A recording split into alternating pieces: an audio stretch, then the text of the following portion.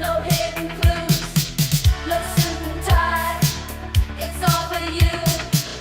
Out of the newsroom, into the light.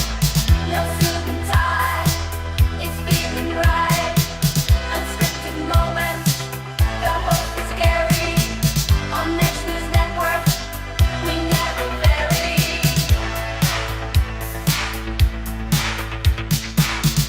On YouTube, we're streaming live. On Rumble, the chat is alive. On X, we're trending high. And mainstream media is dead, and we are why. Millions of followers, hear us out. Seen all over the world, there's no doubt.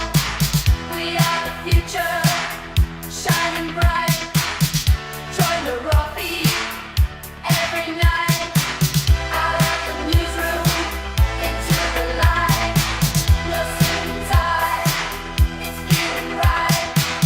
Unscripted moments, the host is scary. On Next News Network, we never vary.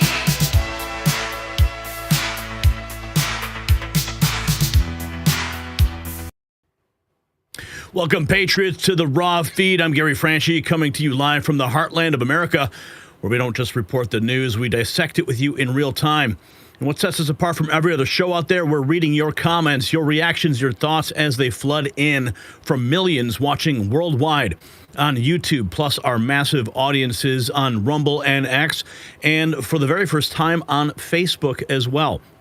Now remember, this isn't a one-way broadcast. This is a conversation with America. And right now, as you're watching, we are streaming to freedom lovers across the globe. But here's the thing. The algorithms don't want you to see this truth. So do me a favor, grab your phone and text the stream right now to just 3 friends. And for our ex-warriors out there, hit that repost button and spread this to your followers. And on Facebook, do the same. Tap that share and spread this truth. Together, we can bypass big tech censorship together. And speaking of together, we're going to be watching and reading your super chats and Rumble rants. Roll in as I speak. Drop them now, even before we dive into today's explosive news, and we will feature your message on screen for the world to see. Remember, this is your platform. This is your voice. This is your show. And if you want to fuel this truth machine privately, hit those donation links in the description below. Every dollar keeps us independent and uncensored. And if you want to wear your support proudly, check out shop.nextnewsnetwork.com. We've got Alligator Alcatraz, President Otto Penn, and our American Badass series that trigger every leftist in sight. Now let's talk history, because August 21st has witnessed seismic political shifts before. On this day in 1968, Soviet tanks rolled into Czechoslovakia to crush the Prague Spring, a moment when communist tyranny showed its true face by silencing freedom movements. Sound familiar? Well, today we are witnessing our own American Spring as Trump crushes the establishment's tyranny. But this time, the tanks are rolling against tyrants and not for them. Which brings us to today's absolutely insane lineup. We've got Trump's joyful revolution spreading across America as he talks faith, humor, and unity, while the left seethes in darkness. You'll see why even his critics can't help but laugh along. Then boom, a New York appeals court just nuked Letitia James' $500 million persecution of Trump. Total vindication, complete humiliation for the witch hunters. The lawfare is crumbling. But Trump is not celebrating in a courtroom. He's actually on the streets of Washington, D.C. with military and police personally taking back our capital. Crime is vanishing faster than Hunter Biden's laptop, right? 7 days without a murder, carjackings down 83%. This is what happens when you actually enforce the law. Plus, the woke corporate apocalypse continues. Cracker Barrel just pulled a Bud Light, losing $100 million in value in just 24 hours. Their DEI disaster proves again that if you go woke, you go broke. We're going to show you which companies are next on the chopping block. And down at the border, total shutdown. 0 illegals for 4 months. Cartels running scared. Sanctuary cities facing persecution. The invasion is over, Patriots. But wait, did you know this? YouTube members even get more. If you want to join channel memberships for exclusive chat recognition, exclusive Discord access, behind-the-scenes content, and direct access to the Next News team, that's what you do. Each membership level unlocks new perks. Become part of our inner circle today. Now, before we unleash this truth tsunami, remember, you make this possible. Whether you're sending super chats, grabbing merch, or joining as a member, you are the reason we can bring unfiltered reality to millions. No corporate overlords, no narrative control, just raw truth. So get ready for rapid-fire revelations, shocking video evidence, and your live reactions during this show. You're driving the conversation. This is your show, your platform, your voice in the fight for America. So let's dive into the news today that's making history. The raw feed starts now. Let's welcome you to the show. Look at everybody joining us right now. This is amazing. So many people are joining the program because we are broadcasting on multiple platforms. And I'm going to start welcoming everybody here. We got Mak Ak Hook, Choem Lim, Hey Myung, Mr. Beautiful, JJ Nin, No Hurt. We got Chan Reng Se. Listen, I don't know how to pronounce some of this stuff, so I'm going to do my best, guys. We got Vorn. We got Malia, Tola, Anna. Look at all these folks. We got Implode, Scooby Dragon in Nebraska, Susie Poll 2016, Pothead Kenny's here, Sofani Mao, Southern Myth, Cindy, Machine Mower Man, VJ Wax Mask, twerk it, Gary, he says. We got Bros Talk KH, Bruntha Sremorm. We got Rick Johnson, Scontech is here, James is here. We got D Nice, R Boyd. We got Tang, Vorn, Karen, Chun, Elaine, Levy, Visheka, Cambodia need peace. We got Vicky, Jeanette, Navith, love you. Love you guys. The Great Conspiracies here, Kim Banks. Everybody is coming in. And if you didn't know, our Cambodia coverage has gone absolutely global. And on our Facebook page, I think we picked up about 160,000 new followers. So I wanted to make sure that we broadcast this show to Facebook so that all of the followers over there get a taste of what the raw feed is and what we do on a nightly basis. And hopefully the overlords at Facebook, the Zuckerbots, don't decide to shut this show down, which is probably very likely because the last time we did the raw feed and we pushed it out to our Facebook page, they promptly shut it down. So we're going to do our best to try to make sure that we can keep this show going on Facebook. But we want to thank everybody for joining us today. Now, normally we would have a trivia question, but today we do not.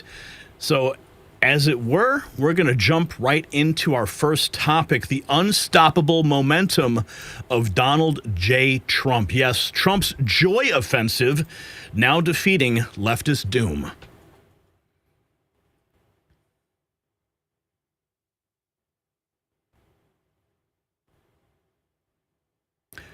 Something remarkable is happening across America right now. The mood has shifted. The energy has changed, and millions are feeling it. President Trump isn't just leading, he's doing it with a spirit that is breaking every rule the establishment wrote about how politics should work. From packed rallies to viral moments, from unexpected friendships to acts of genuine kindness, there is a movement that is building that the left simply cannot counter. They've tried everything: lawfare, media attacks, endless negativities, assassination attempts, but nothing works. Why?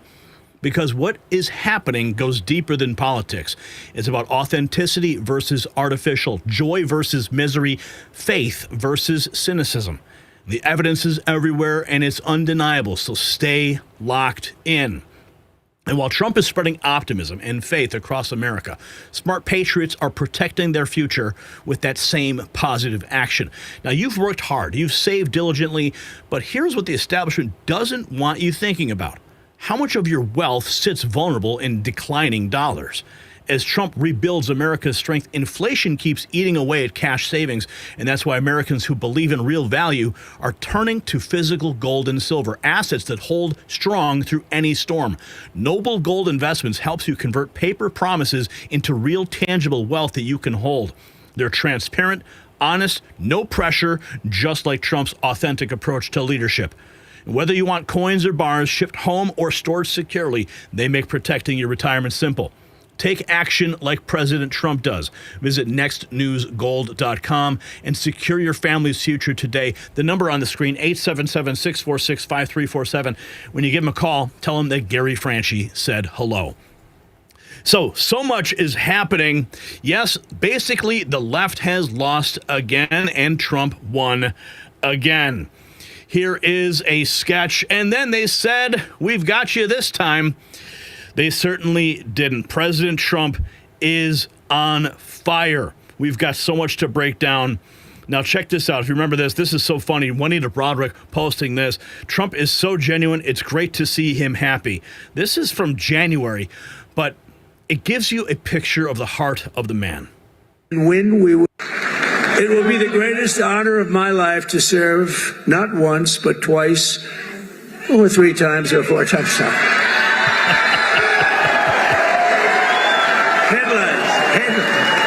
Headlines from the fake news.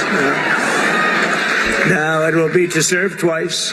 For the next 4 years, I will not rest, I will not yield, and together we will not fail. We will win, win, win. We will bring back the American dream. We're going to bring it back.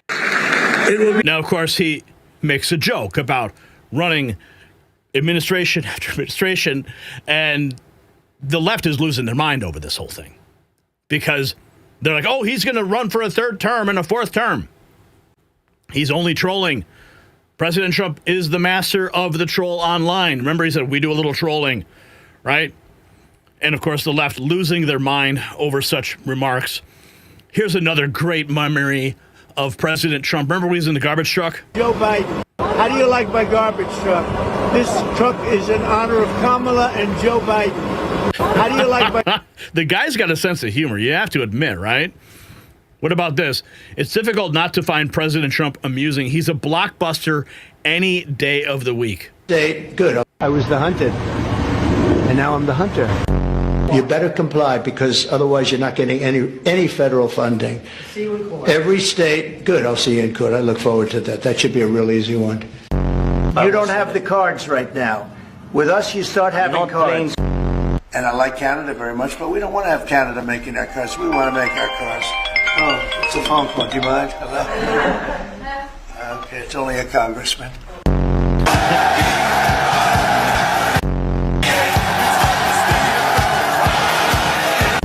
Too late. I call him Too Late Pal, because he's always too late. Everything's a computer. Too late. I call him Too Late. Come on, Too Late. Let's have dinner. Everything good? Everything all right? You want an egg? You remember when the bunny took Joe Biden out? He's not taking Trump out. You want to keep it going for another 5 years? Yeah, you would say Pocahontas says yes. Oh, man, you got to love it. Compilations like that make my heart sing because I remember all of those moments so clearly. Did you know about this when President Trump heard about the story of Daniel Barton, a bus driver who happened to be in the right place at the right time and managed to save a young woman's life by counseling her not to jump off an overpass?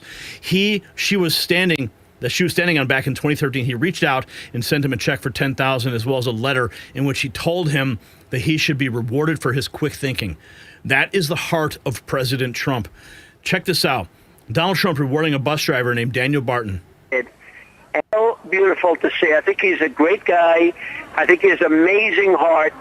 And I said, that man should be rewarded. I don't know if Darnell needs money. I hope he doesn't need money. But he should be rewarded for what he did. And frankly, I'm very honored to help him out. I think he's a fantastic guy and just a real winner. And the way he handled it was brilliant. The way he handled it was brilliant, and President Trump making sure. Love him or hate him, you can't argue that Trump is absolutely hilarious. Don't call me Mr. President. I have friends that for 35 years, hey, Don, how you doing? Hey, Donnie. I love you, Donnie. Now they call, Mr. President, sir. How are you? I have a friend, very rich guy, Richard Lefrak in New York, builder, good builder. He calls me all my life. Hey, Don, how you doing? I've known this guy so long, from kindergarten. I got a call the other day. Mr. President, how are you, sir? How are you? I said, Richard, lighten up. Lighten up. Call me Donald. Richard, call me Donald. You've known me for, I don't want to say because I don't want my wife to hear the number. Richard came up. He said, I've known your husband for 65 years. I said, don't say that.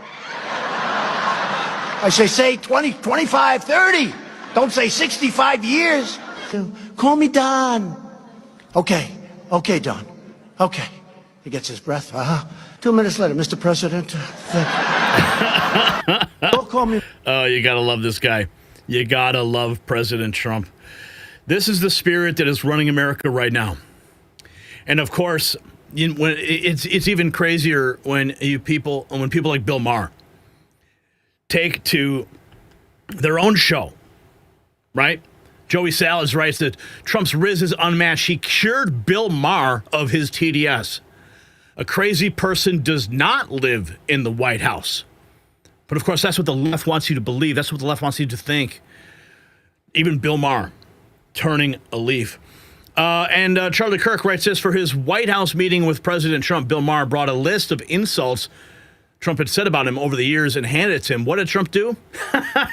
He signed it. Gave it to Trump. 2015, and he has been relentless, really, ever since. Yeah, well, Bill, when he showed up at the White House, he'd actually brought a list of insults Trump had said about him and gave it to Trump. And what did he do? He signed it, which is very Trumpian. And they laughed and they laughed. Kudos to Maher. You know, he knows this is going to burn whatever bridge that remains with the tolerant left.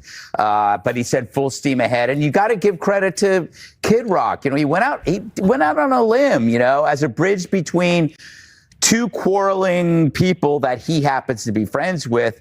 And that is sharing the risk at its best. And what do you do when you share the risk? It causes other people to share the risk too. So both of these guys had something to lose, but they put their egos aside because they realized there's nothing to lose at all once you put your egos aside. And because Kid Rock was able to take the risk, they all decided to take the risk. And I think they're going to win from it. The scariest part for a lot of people is finding out that Trump might be a good person, because you've sunk so much of your energy and your life into him being bad. So you might not want to meet him, because the moment that you have to relinquish any of that sunk cost, what's left? That's why you still have, and I think it's easier for Democrats. It's not, for never Trump Republicans, they can't let it go because their entire identity is wrapped around that definition of who they are. They go into a room with them, that sunk cost destroys them. That's why I never want to meet AOC. Yes. It'll make it harder for me to ridicule her. Yes, that is so true. I don't want to be empathetic. Yes, that's why I wish I never met you. Yeah, exactly. What? Oh, these guys, man. Holy cow. Let's check in with the Todd Starnes Show. President Trump calling in, talking about religion and how it brings our country together. This is just a couple hours ago. Religion brings our country together. Or religions, a lot of religions. I mean, some I could question, I guess, to be honest with you. You know, there's a little rough philosophy there. But religion brings our country together, and it's a great thing. It's a great thing, and we have to bring it back stronger. And it has made tremendous inroads. Religion brings... Here's President Trump on supporting Americans of faith. How important was that for you to support people of faith? Well, I just do it because I know it's true. If you look around, I mean, people of faith, there's a feeling they want to be good. You know, they get punished if they're not good, right? If you don't think about that, if you're not a believer and you believe you go nowhere, what's the reason to be good, really? There has to be some kind of a report card up there someplace, you know, like, let's go to heaven, let's get into heaven. It's sort of... a beautiful thing. How important was... Here's more on support. Oh, no, here's more on talking about our country. We were dead. When I was with the King of Saudi Arabia and I was with all the leaders of NATO and everything, they all had Basically, one phrase. 1 year ago, you were a dead country. We were dead. We were going to fail. We're a failing country. Now you have the hottest country in the world. That's true. We have the hottest country anywhere in the world. Nobody close. And we did that in 6 months. It's going to get really good. Get ready. 6 months, he says, get ready. I mean, it's 6 months into the presidency, folks. Okay? We are just getting started. Remember, in the first administration, he said, you're going to be so tired of winning. You're going to be so tired of winning. What about this moment that I captured at the NATO summit? Yes, this is our exclusive camera when we were there at The Hague. Trump and NATO, the who is your daddy moment. In an incredible turn of events, NATO Secretary General Mark Rutte calls Trump daddy in a press conference, only for Trump to fire back with his own brand of affection. Watch the exchange. If he doesn't, go ahead, back, white, yeah. White jacket, yeah. Go ahead, give my mic. Hello. Deborah Haynes from Sky News. Mark Rutte, the NATO chief, who is your friend, he called you daddy earlier. Do you regard your NATO allies as kind of children? No, he likes me. I think he likes me. If he doesn't, I'll let you know. I'll come back and I'll hit him hard, okay? He did it very affectionate. Daddy, you're my daddy. Do you regard your NATO allies, though, as kind of like children, and they're obviously listening to you and they're spending more, and you're obviously appreciative of that, but do you hope that actually they're going to be able to defend themselves, defend Europe on their own? I think they need help a little bit at the beginning, and I think they'll be able to, and I think they're going to remember this day. And this was a big day for NATO. You know, this was a very big day. They took it. One of the gentlemen said, you know what, we've been trying to raise the rate for 30 years, he said, 20 years, from almost the beginning. And he's been there for a long time. He said, until you came along, it never happened. What you did is amazing. It's been sort of an amazing day for a lot of reasons, but also for that. Yeah, go ahead. Do you think they can do it without you, though, in the future? Can they do it without Well, ask Mark. I think you have to ask Mark. Okay. Thank you. Deborah Haynes from Sky News. Hi. Hello. The language that you have used when talking to Donald Trump has been notable because of its flattery. Today you called him daddy, and you sent a text message to him that was gushing with praise. Is this the way that you feel that you have to act when doing business with the US president, through flattery and praise? Isn't it a bit demeaning, and doesn't it make you look weak?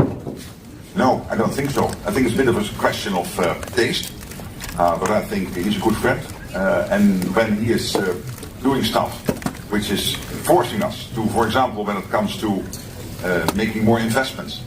I mean, would you ever think that this would be the result of this summit if he would not have been re-elected president? Do you really think that the 7 or 8 countries who said, yeah, somewhere in the 2030s we might meet 2%, we've now all decided in the last 4 or 5 months to get to 2%? So doesn't he deserve some praise? And when it comes to Iran, the fact that he took this decisive action, very targeted, to make sure that Iran would not be able to get its hands on a nuclear capability, I think he deserves all the praise. Who's your daddy? I mean, you got world leaders calling Trump daddy on the world stage. That's where we are. Here's some more of the top funny moments. Well, fire you. I will, though. Is it okay if you're soft, weak, and pathetic, like so many people? I will fire you so fast. You're not going to have to worry about that. No, I think you're going to do a fantastic job. And everybody in this room, they may not express it, but they all want that to happen. You know, they want to be safe, and they have families too. So it's an honor to have such a large group. I've done this for years now. Hard to believe. I've never seen this room so packed. In fact, I'm sure it's a violation of every fire code. But we'll let you stay anyway. You're taking a chance. And with that, we'll say, maybe if you could. Oh, wow. We could be here all day long. If we could keep the first questions, perhaps, to this subject, and then we'll go on to a few others. It's a very, very strong reflection of our country. And when they see a bad city, you know, my father always used to tell me, I had a wonderful father, very smart. And he used to say, son, when you walk into a restaurant and you see a dirty front door, don't go in. Because if the front door is dirty, the kitchen's dirty also. Same thing with the Capitol. If our Capitol's dirty, our whole country is dirty, and they don't respect us. So it's a very good question, actually. I will, though. President Trump is making the world respect America again. Now, this next video it's actually AI, but it's so funny. Trump caught on. Good evening. I'm Lisa Carter. A new skate park just opened at the White House, and President Donald Trump is stealing the show. Here's the story. It's a historic day at 1600 Pennsylvania Avenue. The White House skate park is open, and President Trump has been here since dawn, dropping absolute hammers. Skate tricks that have everyone buzzing. He's been dropping hammers all day. Crowd stunned.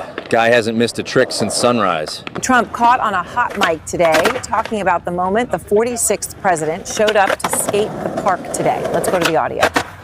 I had no idea President Joe Biden was just another scooter fag. Why would anyone ride a scooter? It baffles me to no end. The supreme leader of Iran made a surprise appearance at the White House skate park grand opening, and here's what President Trump had to say about it. Can you believe it? Total fruit booter. Unbelievable. Okay. Now we know why Bibi bombed the hell out of them. Good evening. I'm Lisa Carter. Oh, you gotta love AI, man. It's just changing the world and giving us so much joy when people put their creative energy into stuff like this. Here we got some more. President Trump is so funny. Crime has Governor Newsom committed? A crime has he committed? Yeah, to warrant his arrest, as you had suggested earlier. I think his primary crime is running for governor because he's done such a bad job. Hey, I tell you, boy, Donald Trump needs to be a full-blown comedian. If this ain't the most funniest fucking president we ever seen in our life, you know what? Sometimes I feel like we needed this shit. We all needed to laugh, because let me tell you, we all need laughter at this point, because the last 4 years has been a motherfucking roller coaster. It's been an SNL skit ever since 4 years ago. But the truth of the matter is, he's right. His joke is right. Gavin Newsom, along with Karen Bass and all the rest of the fucking Democrat Party that has been running the goddamn country the last 4 years, needs to be hemmed up. They need to be in prison. They have committed unimaginable crime. Allegedly. About some Sleepy Joe was his 100%. What? The three blind mice can see this motherfucker wasn't healthy 20 miles away. Are you shitting me? I tell you, boy, if the Democratic Party was Pinocchio, that motherfucking nose would be all the way around the earth. Got us over here shrink, blinkety blink, trying. Okay, you get the point. Sorry about all the cursing there, but you know, sometimes you got to add a little bit of color. President Trump, here is Ben Shapiro. President Trump then made one of the better jokes of his presidency, actually. And that's saying a lot. He's a super funny guy. Here he was yesterday making a joke about Mike Huckabee's appointment. I'm going to make a joke about Ben Shapiro's eyebrows right now. I mean, those things look like some pretty healthy caterpillars right there. Oh, Ben.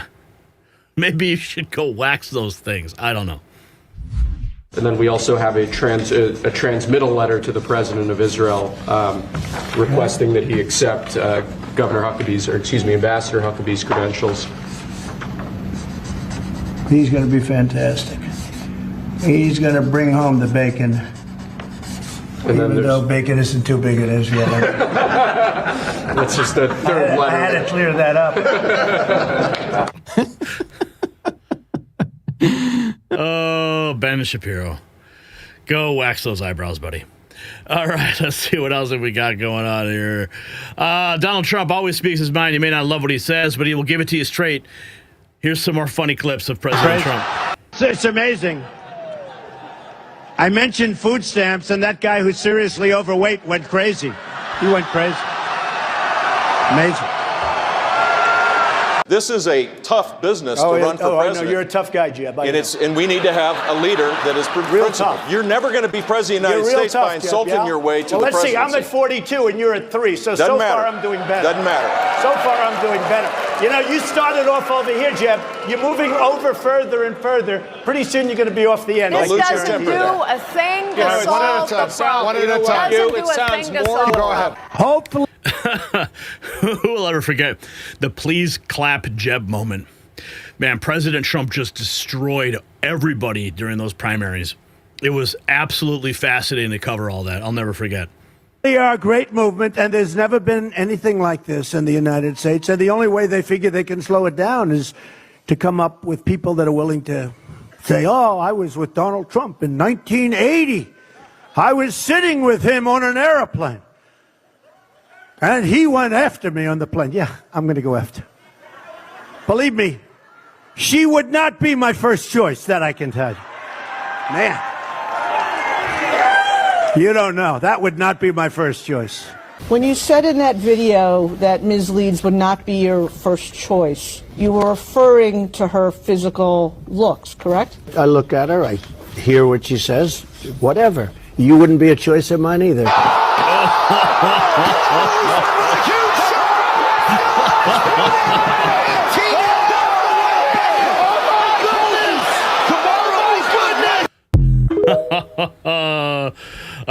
President Trump just full of one-liners.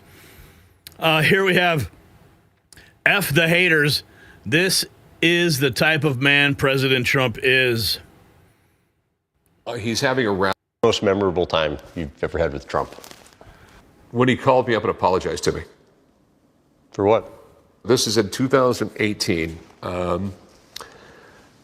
He's having a rally here in town for a guy running for Congress, someone running for Congress and Senate, and they wanted me to announce him at the rally.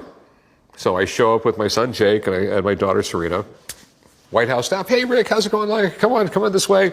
And we go to backstage, and like Secret Service goes, he's not on the list. And they're going like, but it's Rick Harrison. His friend's like, not on the list. Doesn't matter. And I'm literally trying to call like, actually, I know that feeling. Real quick, just to throw it back to 2019, when I went to go meet President Trump and have a photograph with him, and my wife was with me. And what happened? My wife was not on the list. And there was no chance. Secret Service is like, sorry, nope, you can't get her on. It's too late. Background checks are closed. Sorry. So when I went up to get my picture, I went up. President Trump asked me what the problem was. I told my wife needed to be in the picture. He said, go get your wife. Secret Service promptly went and got my wife, brought her in, and it was the most beautiful moment. President Trump saved the day so my wife could be in that picture. I mean, amazing. So I want to hear what's going to happen with this situation. A U.S. senator and some other people, some congressmen. I can't get a hold of anybody. Secret Service throws me into the public and I am getting mobbed. And we had to leave. We could not stay there. So we ended up driving home. I dropped Jake off. I'm so pissed off. I'm going to the bar. I get like a block from the house, and then like Senator Heller's number pops up on my truck. And like Senator Heller knows I have no filter. So the first words out of his mouth is like, Rick, before you say a word, the President of the United States would like to talk to you. And the first words out of Trump's mouth were, Rick, I am really sorry. This is all my fault. Because my White House staff, they work for me. They screwed up. That makes it my fault. I'm sorry. They should have informed the Secret Service. So I'm sorry. Will you please come back down to the convention center? We'll try and make this happen. And you're not going to tell the President of the United States no. So I turn around, go back to the house, grab my son Jake. Says, the President wants us to go to the convention center. Where do we get there? But it was funny. So we're driving down there, and then I got a weird phone number pop up on my truck there. And I got like, some guy goes like, this is such and such with the Secret Service in D.C.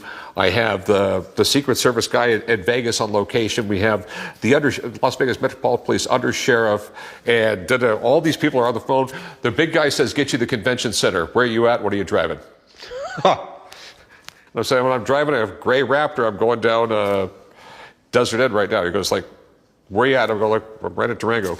When you get to Decatur, whether the lights red or green, stop, flash your headlights. So we literally, the light is green. We got people honking at me. I stop, and all of a sudden, like 8 cop cars that come out of nowhere. I get a phone call, follow us. And I got my son there going like, Dad, who do you know? I'm like, I guess I'm kind of important. And they got us to the convention center, and my son got his picture with the president. Most memorable time you've ever had with Trump? That is absolutely amazing. Bill Maher spilling the beans about his private meeting with President Trump on his show Real Time, describing Trump as different in person than he expected. On March 31st, Bill Maher met Trump at the White House, arranged by his friend Kid Rock. It turned out to be a surprisingly warm and candid and friendly one-on-one conversation. Maher was shocked when he presented Trump with a list of past insults Trump had hurled at him over the years. In epic fashion, Trump signed it, all in good humor. So, okay, we meet up in person. Maybe it'd be different. Spoiler alert, it was. First good sign before I left the Capitol, I had my staff collect and print out a list of most 60 different insulting epithets that President Trump has said about me. Things like stupid, dummy, low-life dummy, sleazebag, sick, sad, stone cold, crazy, really a dumb guy, fired like a dog, his show is dead, 60. I brought this to the White House because I wanted him to sign it, which he did. He did it in good humor, and I know, as I say, millions of liberal sphincters just tightened. Oh, my God, Bill, you're going to say something nice about him? What I'm going to do is report exactly what happened. You decide what to think about it, and if that's not enough pure Trump hate for you, I don't give an F, Bill Maher said. Here's Glenn Beck talking about his moment meeting President Trump. Thank you very much.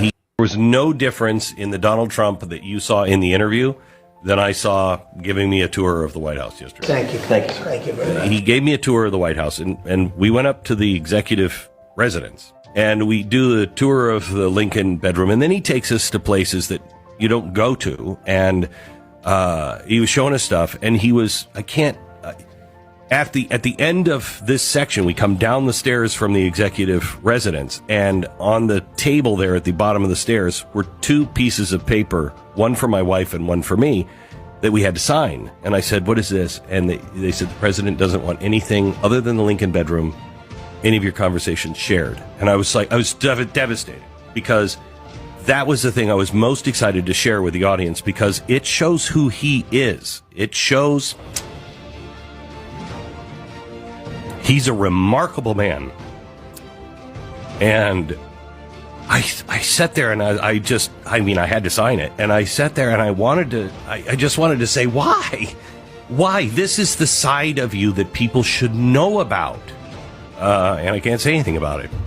So he leads by his heart much more than what you know. He's better than he is. More calm and just more real. He is so normal and so common. I don't know how he became this way. I really don't. He's the guy who's like, it's the greatest gold of all gold. Nobody said gold could be any more golden than this gold. And yet, he's just like you. He's like everything you would hope a really good man that you respected was actually like. I'm just I'm going to tell you, I'm going to give you a little bit more background into my story, because when I was there in Milwaukee and I met with President Trump, and my wife's name wasn't on the list, and I was standing there with 50 other people who were all going there with their families, and every single person was going up to him, smiling, shaking hands. It was absolutely joyful. But then when I walked up, because I was brokenhearted, because I wanted my wife Angie to be in the photograph. And that's when President Trump immediately recognized my heartbreak. He knew how important it was for me. And he asked, what's wrong? And I said, Mr. President, my wife's supposed to be in this photograph, but her name was left off the list. And that's when he immediately said, you better go get your wife. And I turned around and I looked at the Secret Service and I said, did you hear that? And they said, yes, sir. Secret Service said, yes, sir, to me. And then they pulled me out of the room, asked me what she was wearing. I told her where she was sitting, and they went to go get her. And I remember distinctly this beautiful mansion in Milwaukee, Wisconsin. I remember seeing through one of the windows in the mansion, my wife being led by Secret Service through this beautiful garden and through a beautiful glass threshold. And she looked at me and she said, you didn't forget me. I said, no, baby, I will never forget you. And my wife ran to me and we embraced. The deputy chief of staff is standing to my left. I got Secret Service surrounding me and I'm embracing my wife and we're both overjoyed. And I look up and I can see Secret Service. They are now tearing up. The deputy chief of staff is tearing up. And I got a tap on my shoulder. The deputy chief of staff says, sir, we have a deadline. We need to move. And I grabbed my wife by the hand and I said, let's go meet the president. And we went up. Now there was nobody in line. It was just me and my wife. And the homeowner who had donated her house for the event was standing there with the president. They call me up, and I say, "Thank you, Mr. President." We take the picture, and I hand him my card, and I go, "Mr. President, we're with the Next News Network. We have over 1 billion views supporting you, sir." And he looked at me and he said, "Well, you better, after what I just did."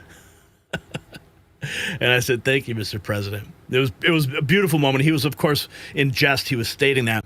And as I walked past through that same threshold that I was escorted out of before, that same Secret Service agent who told me that I would not have a photograph with my wife, she tapped me patted me on the back, and she goes, "Well done. You did good." Because it was out of her hands. The only thing I could do was have President Trump override Secret Service protocol so my wife could be in the picture, and that's what the president did for me. So you're hearing these stories of how the president has done remarkable things for people that never get told, stories that speak to his heart and show you the character of the man. And this is my personal story, and I'm sharing it with you if you've never heard it before. If you got value from this report, tap subscribe. My final thought is next. So this is why Trump's movement is unstoppable. While Democrats peddle doom, division, and despair, Trump brings faith, laughter, and hope. He's not reading focus group talking points. He's speaking from the heart about what matters to real Americans. When he says religion brings our country together, he's touching something the secular left will never understand. When he rewards everyday heroes like that bus driver, he's showing what real compassion looks like. Even Bill Maher can't deny it anymore. Trump's authenticity is magnetic. The left has no answer for genuine joy. They can't combat real humor. They can't fake authentic faith. So here's my question. Do you think that Trump's positive message of faith and unity will convert more Democrats than any policy debate ever could? Drop your answer below, and remember, show your support at shop.nextnewsnetwork.com. It's linked down below. Wear your American pride loud and proud. Beautiful story right there. So much to speak about. We have $34 in Super Chats. Awesome. We are on fire already. Native Texan has tears as well. Look at everybody chiming in. Let's check the Super Chats. Dr. Luke the Goat dropping $9.99. Gary, we appreciate all that you do. Thank you, Dr. Luke. AJ Cruz dropping $5. Gary's theme song scares the lefties. Isn't that the truth? And El Chingon is back with a 20 spot. What up, Gary? Always great to see you, man. What up to all your fans around the world? Health, peace, and prosperity for all. Amen. El Chigon. Look at all the folks from all over the world chiming in. Look at you guys. Juan, So, Seep, Tom, way to go, Gary. Awesome move with the president. Angus Ray, sure you, is refilling his drink. Look at everybody. I need to text Michael Alfaro right now to let him know. Here, actually, frig it. I'm just going to call him. Let's see. Michael Alfaro. I'm just going to call him. Yo. Michael, you are live on the Next News Network, and I've got my phone up to the microphone. We are streaming live on Facebook for the first time, and if you go and check out the chat room, you are going to see so many voices of Cambodia. The people watching from all over the world are just flooding into the chat room. It is amazing to witness, Michael. Do you have any message for anybody real quick before we jump to our next segment? Yes, absolutely. The candidate that was recently appointed from the State Department to be the next ambassador to Thailand has publicly came forward with a letter to condemn the acts and the crimes against humanity, to condemn Thailand. And he has called on President Trump openly and publicly against protocol, against all procedures, to immediately return all 18 soldiers home. And he suggested in the letter that we must reconsider the tariff war on Thailand. This is a beautiful, swift move. It's bold. Folks, I don't think anyone understands the magnitude of this. When you are not a sitting ambassador, by rule, by committee, you are not allowed to make any public statements at all whatsoever, not even in your private sector as your job, and not even making any news or any appearances at all whatsoever. But this next ambassador, he took it upon himself, and he's doing the right thing already. And he went public because he knows what is right. And I'm so excited that we have an ambassador that has actual morality and high integrity. And this is going to start a movement. Right now I'm in New York. I'm going to meet with Melania Trump's exclusive senior advisor, Mark Beckman, for 25 years. And good luck, folks. Good luck, Thailand, calling them fake. And you know, Mike, Gary, I've been doing a lot of business with the family for many, many, many years. And they're all very not happy. And I'm going to show them the footage. I'm going to make sure that we don't just have a phone conversation, but we're going to have a nice long talk over dinner about exactly what Thailand has done and what they're continuing to do. And so Thailand, if they're wise at all, they would immediately return the soldiers home. They'll immediately allow the dead to be buried properly. They will immediately apologize, and they would immediately recuse their general for attempting a military coup for his own political gain. And folks, I also, starting a meeting, I already put in a request to meet with Brian Mass. Brian Mass is the head of the chairman of the Foreign Affairs. He's a head person that's in charge of Thailand. Every single dollar that Thailand gets, every single weapon they get, anything at all that they receive from the United States, it's his final signature before it gets to the president's desk. And believe me, he is disturbed. He is disturbed to see exactly what happened here. So, Michael, a question Thailand for you. A question for you. Is Thailand getting more aggressive on other borders right now? Of course, yes, absolutely. Burma, they saw movement in Burma. So Burma acted quickly. They're calling us actually heroes because we sounded the alarm. They shut down their borders all throughout Burma, and they're moving in the military personnel at every inch of the corner of it, with surveillance, with drones, because everyone knows that there's a coup. Look, Gary, there's been 16 coups in the past 25 years. Unfortunately, Thailand, this is going to be the 17th coup that we believe here in Washington, here in New York. And this is devastating for not just Cambodia, but this could be devastating for the neighboring countries. No, Michael. And word has it that even Vietnam is now considering putting in troops on their border because of the threats of this general that struck on power, who wants to have control over the Thailand government because his party, the military party, he wants to rule. Go ahead, Gary. Michael, it's my gut instinct that China is behind a lot of these actions, kind of using Thailand as a proxy nation to disrupt the region in an effort to test President Trump, to see how he reacts, because President Trump is creating peace all over the world. And all of a sudden, if you have this flare-up between Cambodia and Thailand starts to act aggressive on other areas, then perhaps China will be testing and watching and doing research to figure out exactly what their next move is, because they're testing to see how President Trump reacts. What are your thoughts? That's 100% accurate. That's exactly what this is.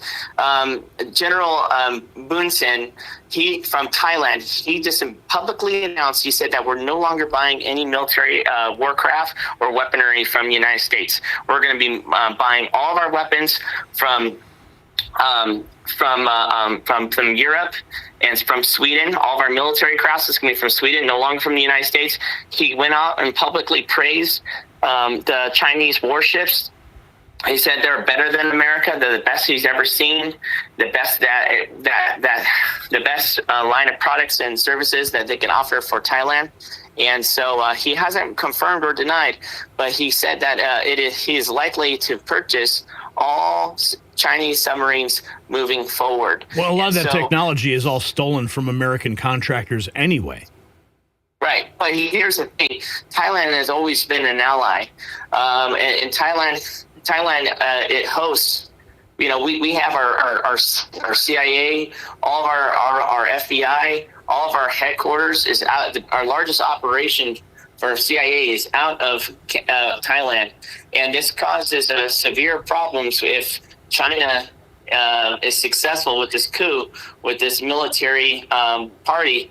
And the Trump administration is going to have to quickly take this fire out. And I think they can do it more than one ways. One of the ways is they can immediately step in and say, Thailand, if you don't act right, then we're going to tariff you 100%. And that would cripple the economy. And if they continue to double down on China, then we can increase it to 200%. So, and if they continue to be aggressive against Cambodia, then we can stop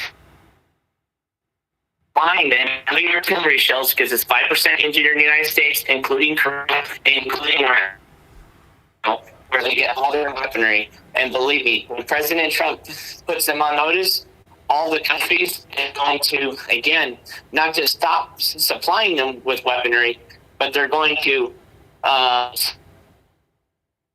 Thailand. And this is the conversation that Washington, D.C. needs to happen right now on everyone's forefront, especially now that we're getting ahead of the talks from Russia and Ukraine and Israel and Gaza. This is on the forefront, and I cannot wait until President Trump addresses this. And believe me, there's going to be consequences. The longer that Thailand tests Trump's resolve, the worse it's going to be for them. And as to your point, you're right.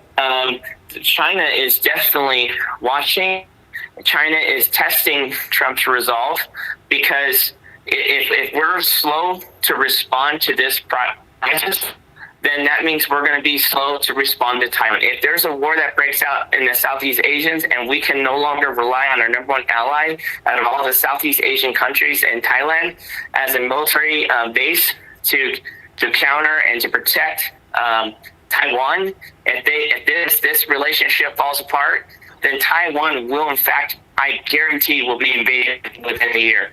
So Michael, this is critical because this is going to turn into World War III very quickly. Michael, I want to ask you just one last question. I want to get your reaction because you actually met with those monks in Cambodia just before they made their huge announcement. I mean, you were marching in the streets with them. And can you give us some insight into what happened just before world news all across the world started to report upon these 70,000 monks that all of a sudden came out and endorsed Donald Trump? Because it was really your boots on the ground and shining a light on the crisis there that, like, I believe was the spark that made these monks want to break their silence, come out. And then we just saw outside the White House yesterday, there were hundreds and hundreds of Cambodian people praising President Trump. I just want to get your reaction and a little bit of background on that moment. Thank you. Yeah, so the senior monk from Cambodia brought me to his home and to share with me their story about their Buddhism. And it's important for the American people to understand why their Buddhist faith and belief system and practice is different unlike any other Buddhist countries. Their Buddhism comes from a story about a king who decided to leave his throne and to become a monk, to be poor so he can live with the sick and he can be with the people. And because of that, he left Angkor Wat, which is one of the 7 wonders of the world, to be homeless and to live his life like that in inspiration of Gandhi. And because of that, he became, the Buddha monk icon of peace. What the monk shared with me was President Trump is like an inspiration from God. He has a beautiful life from Mar-a-Lago. He stepped down, not just for America and for the world. And when President Trump was shot and that bullet went by, immediately the senior monk ordered all 70,000 monks to pray for him and to bless him, because he told him that this president, this sitting president, is not just for America, but it's for the world. And he said, end quote, every breath, every word is inspired by God.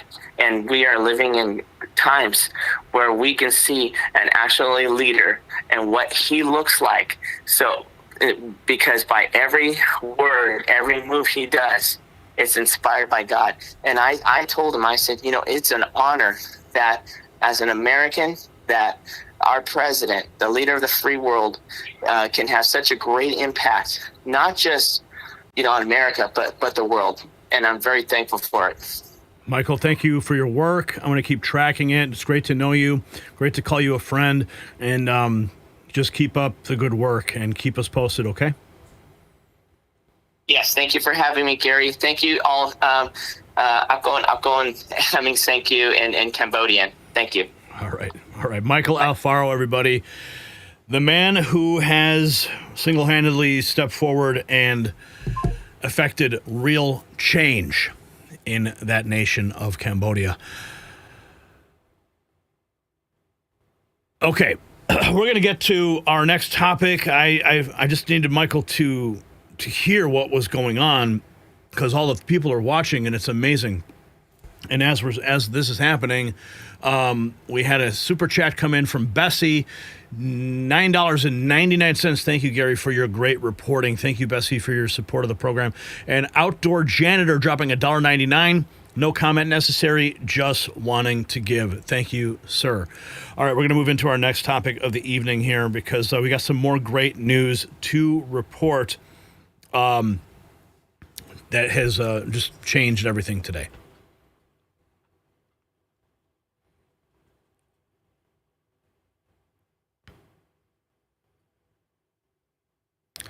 The lawfare machine just suffered catastrophic failure. For years, they weaponized courts, corrupted justice, and perverted the legal system for one purpose: destroy Donald Trump. They celebrated each indictment, each fine, each ruling as victory laps in their war on democracy.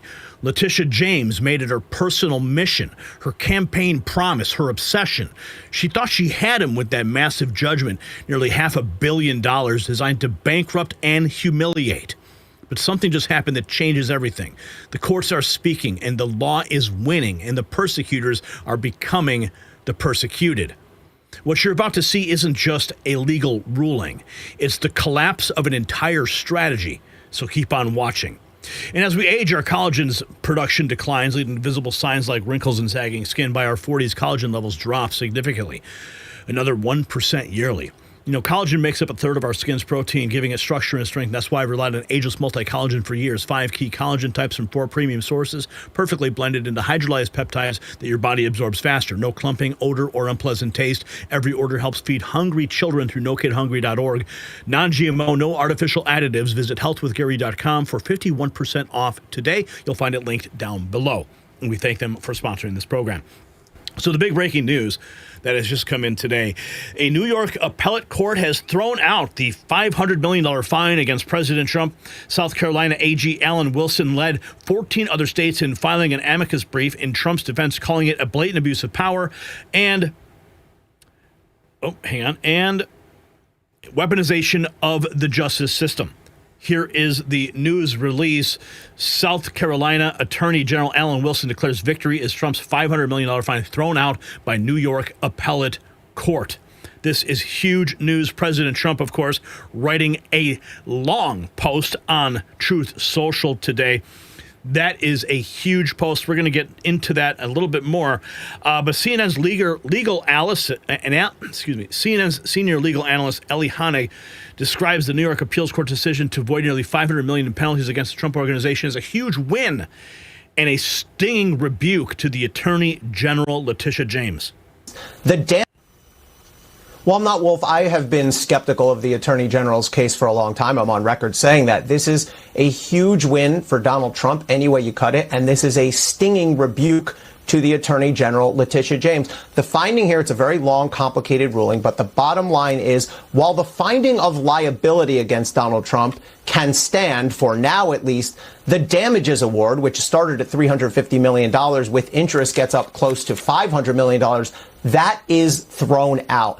And the core reason for that ruling, according to the judges, is essentially that there was not enough of a showing here that there were actual victims. And just to refresh people's memories, this is the civil fraud lawsuit brought by the Attorney General. The core allegation is that Donald Trump habitually overvalued his own assets when he was trying to get bank loans from banks and other lenders. And essentially, the argument that Donald Trump made below that has now had resonance in the appeals court is, you're talking about very sophisticated, quote-unquote, victims. These are billion-dollar banks that made the loans, got repaid on the loans by Donald Trump with interest, and actually profited to the tune of millions of dollars. So it's not the typical type of fraud case where you have somebody stealing money from other people or ripping off unknowing consumers. So this ruling by the appeals court is monumental. It was also very unusual in that it took them nearly a year to reach this decision.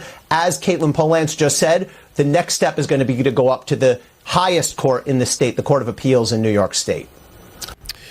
Now, we have more. Here's President Trump's celebration of the major win against the New York Attorney General Letitia James as an appeals court overturned the $464 million civil penalty imposed against him.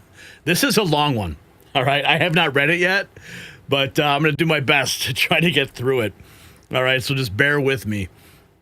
He says, total victory in the fake New York State Attorney General Letitia James case. I greatly respect the fact that the court had the courage to throw out this unlawful and disgraceful decision that was hurting businesses all throughout New York State. Others were afraid to do business here.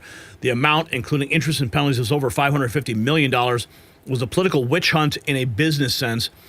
In a business sense, the likes of which no one has ever seen before. This was a case of election interference by the city and state trying to show illegally that I did things that were wrong, when in fact everything I did was absolutely correct and even perfect. Every single dollar was thrown out, even the penalties imposed on us by the corrupt judge, one of the most overturned in history, Arthur and Gorin. I wasn't given a jury, and during the course of the trial, which lasted a long time, was not given one ruling in my favor by this political hack. But worse than him, if that's possible, was Letitia James, a corrupt and incompetent attorney general who only brought this case in order to hurt me politically. She's a Trump deranged lunatic. They made me bond the outrageous sum, which never happened before and which cost me millions of dollars a month. It should have never been allowed to happen, and everyone knew it. Importantly, the vote was 5-0.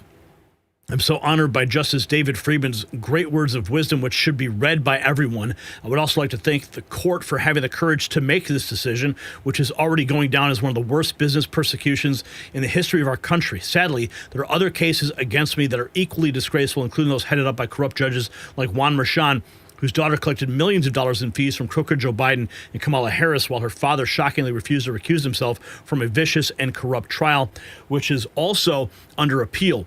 One in which every legal pundit in New York said there was no case. Even editorial boards said, do not do this. Judge Merchan gave me unprecedented gag order, not letting me talk about him or his daughter or the fact that the appellate judges thought that he should not be doing the case, but he did it anyway. Many lawyers said that his daughter and him created the greatest conflict of interest that they'd ever seen. Judge Lewis Kaplan, the other remaining case, whose wife, family, and friends attended his two trials, is as mean and nasty as anyone I've ever met. That case, also on appeal, should have never been brought, and he should be admonished for abuse and every other thing that can be thrown out as thrown at a corrupt judge. He loved the publicity and would not let us present the irrefutable evidence that we wanted to present. This Clinton-appointed judge should not be allowed to get away with this scam. President Trump not holding back in his remarks on this massive victory today. Here we have more. Devoy Darkins posting 9 hours ago, a huge win, President Trump. They threw out the case, and you'll remember it was the incredibly corrupt judge Gorin that had ruled on the case. this breaking news. The New York Appeals Court is now throwing out the nearly $500 million judgment against President Trump in the civil fraud case brought by the state's attorney general. I want to go live now to our correspondent, Kara Scannell, in New York. So, Kara, update our viewers. What are you learning about this breaking news? Wolf, this is a huge win for President Donald Trump. A New York appeals court 5-member panels have agreed to throw out the nearly $500 million judgment against the president. This was from the case brought by New York Attorney General Letitia James. Now, this is a 323-page opinion. The judges remarkably could not reach unanimity on any one opinion, and they note that there were profound disagreements in how they were analyzing this, but enough of them, they had agreed to this so that the case could move forward to the next stage where they expect it will be appealed further. But this decision does say that the judgment, the nearly $500 million, is thrown out. You'll remember that Trump had posted a $175 million bond that will be given back to him at some point. But that was a real significant judgment against the president. At the time, he was facing the criminal charges. It was unclear if he would be able to raise the money. But now that is no longer a concern. That judgment is against him, has been thrown out. And you can all remember when we would report on how CNN was always just talking up this case, celebrating it. The folks on MSNBC. I mean, this is amazing. New York Appeals Court throws out Tish James. Here's a beautiful Ben Garrison image. I'll get Trump fishing for a crime. Guess what goes around comes around. Looks like Letitia James, she's got her own problems now with the mortgage fraud. President Trump responding, a great win for America, total victory in the fake New York case. And now check this out. This was posted 9 hours ago. She says, I will come back before you soon with a check. Yeah, how's that working out for you? And that is why I will be honored when I walk into that courtroom on October 2nd.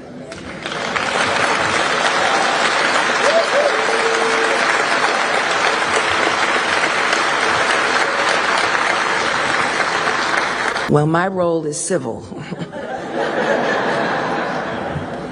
But I will come back before you soon with a check for $250 million.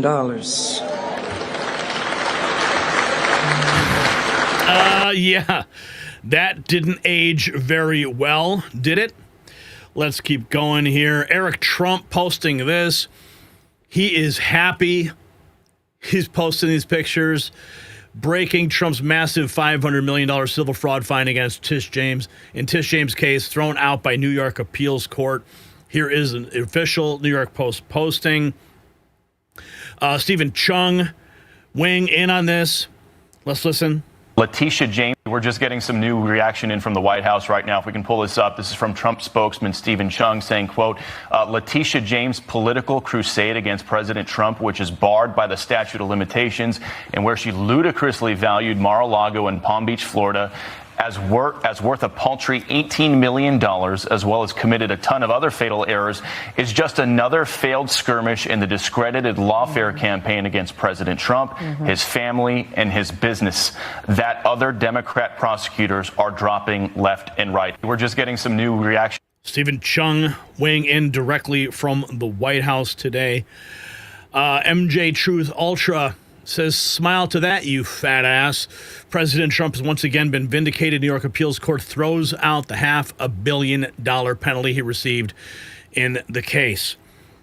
The Democrats have thrown everything. Mary Miller, she is a congresswoman from the state of Illinois, my state. The Democrats have thrown everything at President Trump. Witch hunts, fake charges, rigged court cases, and once again, they failed miserably.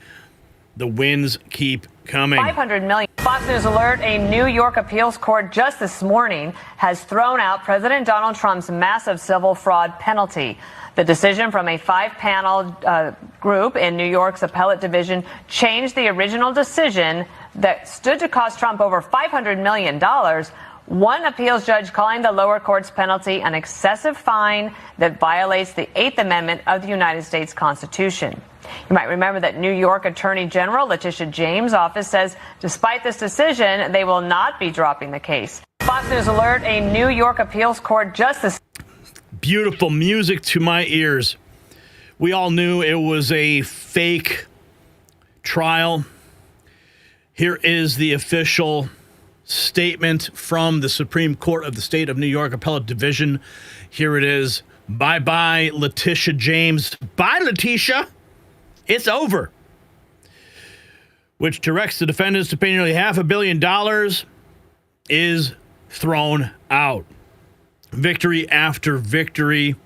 New York appeals case has thrown it out. So this is the first domino to fall. They made a big mistake when they went after Donald Trump, because no weapon formed against him shall prosper. Can I get an amen? This is only the first of many stories on this victorious day of all the lawsuits that are just going to fall by the wayside. And if you got value from this report, tap subscribe. My final thought is next. So this verdict represents more than Trump's vindication. It is the death of lawfare as a political weapon. Letitia James built her entire career on one promise: destroy Trump. She turned the Attorney General's office into a partisan hit squad, twisted laws beyond recognition, and celebrated each attack as progress. Now she stands humiliated. Her signature case obliterated by judges who still believe in actual justice. 15 state AGs stood with Trump because they recognized the danger. If they could do this to him, they could do it to anyone. And the precedent is set. Weaponized prosecution will fail. The question now: should Letitia James face investigation for abuse of power and malicious prosecution? Let us know in the comments. And while the establishment crumbles, gear up with some Next News merch at shop.nextnewsnetwork.com.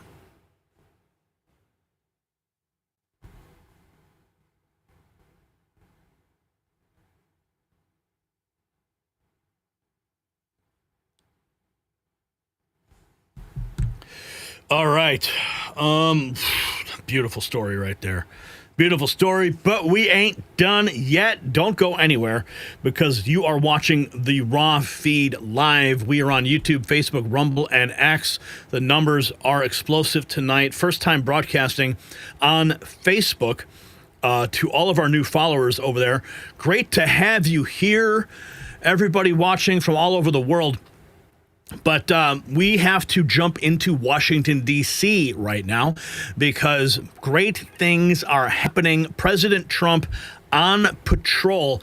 And Todd, are you able to find anything late breaking from Donald Trump's patrol? Because I know we have all of the conversation of him going out there. This was 4 hours ago. Looks like you did post some things. Do we have any more, anything new, anything recent in the last 60 minutes? I need to find out if we do. If you can, please load that up into our folder so we can bring it to the people. Let's get it on.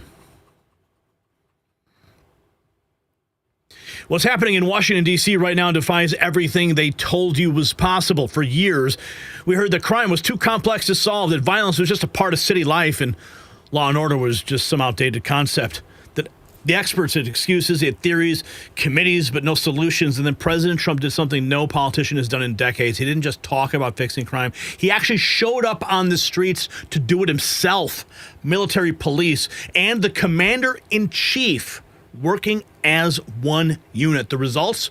They're so dramatic, so immediate, so undeniable that even Trump's enemies are speechless. This is no longer a theory. It is proof. Do not blink.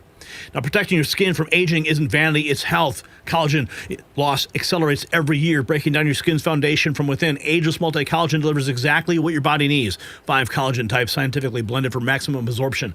I've seen the difference personally. Better skin, elasticity, improved hydration. That healthy glow people notice?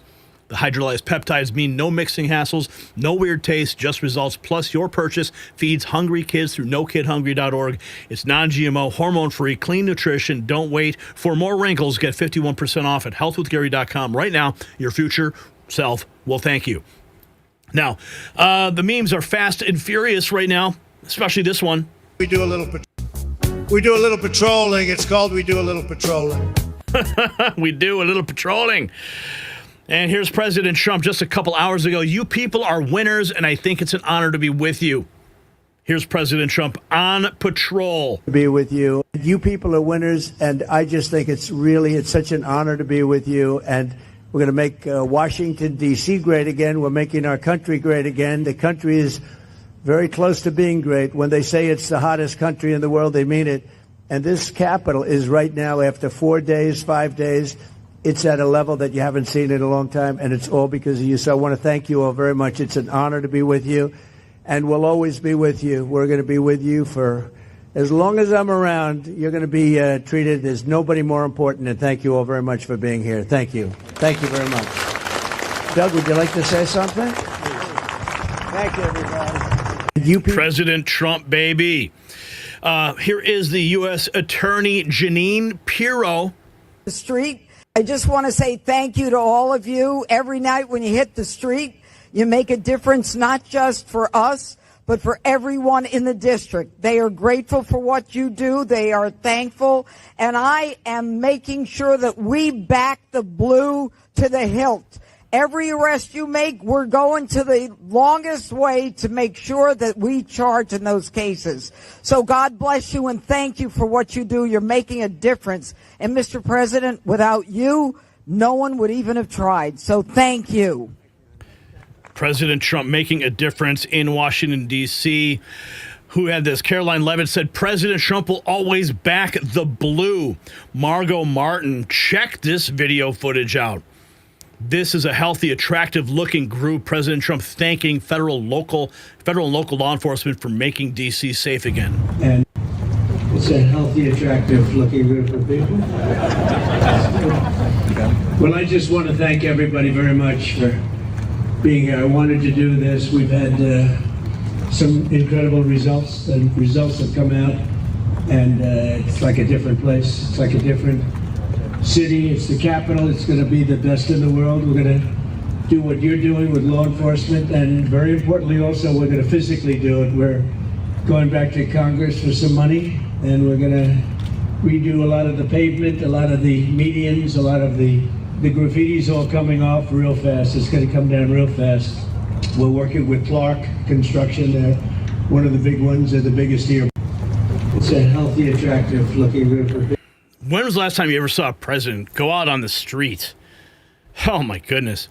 Here he is addressing the National Guard. The crime numbers are way down. I'm looking at, you saw some of the stats. They just read them out to me inside. The numbers that we haven't seen here ever, actually ever. And I think it's probably, right now, to me, I feel very safe now, and I'm hearing people are very safe, but I know within 2 weeks, it's going to be, Pam, it's going to be at a level that's even far superior. So I just wanted to thank you all. You're doing incredible. You're incredible people. You make the country run, frankly. You make the whole place run. We're going to have the best Capitol ever. We're going to have it's going to look better than it ever did. The crime numbers are way down. I'm looking to make it look better than it ever did. Here's more President Trump speaking to the National Guard and law enforcement. Place. It's like a different city. It's the capital. It's going to be the best in the world. We're going to do what you're doing with law enforcement. And very importantly, also, we're going to physically do it. We're going back to Congress for some money, and we're going to redo a lot of the pavement, a lot of the medians, a lot of the graffiti's all coming off real fast. It's going to come down real fast. Let's keep going because we got some more to get to here. Here is the U.S. Attorney Judge Jeanine announcing D.C. arrests under Trump have surged to 630. Safe and beautiful. Hi, everyone. It is Judge Jeanine. It is Thursday morning, August the 21st, and we are here in D.C. where the president's surge to make D.C. safe and beautiful again is working. Last night, we had 53 arrests. 10 guns were taken off the street, making it a total of 630 arrests and 86 guns taken off the street. So what does that mean? That means those guns cannot be used to shoot or kill anyone. So as the president continues to make D.C. safe, we will continue to prosecute the cases, support the blue, and get those guns out of the hands of criminals. Jeanine Pirro going from her seat at the 5 to the U.S. attorney. Absolutely amazing. Here is the actual residents of D.C. posting videos about how safe it is in D.C. compared to a month ago. And I remember going to the gas station in D.C. even just a month ago. And I would never do this. I mean, this is crazy. This is crazy. It's quiet, it's safe out here, man. It's safe.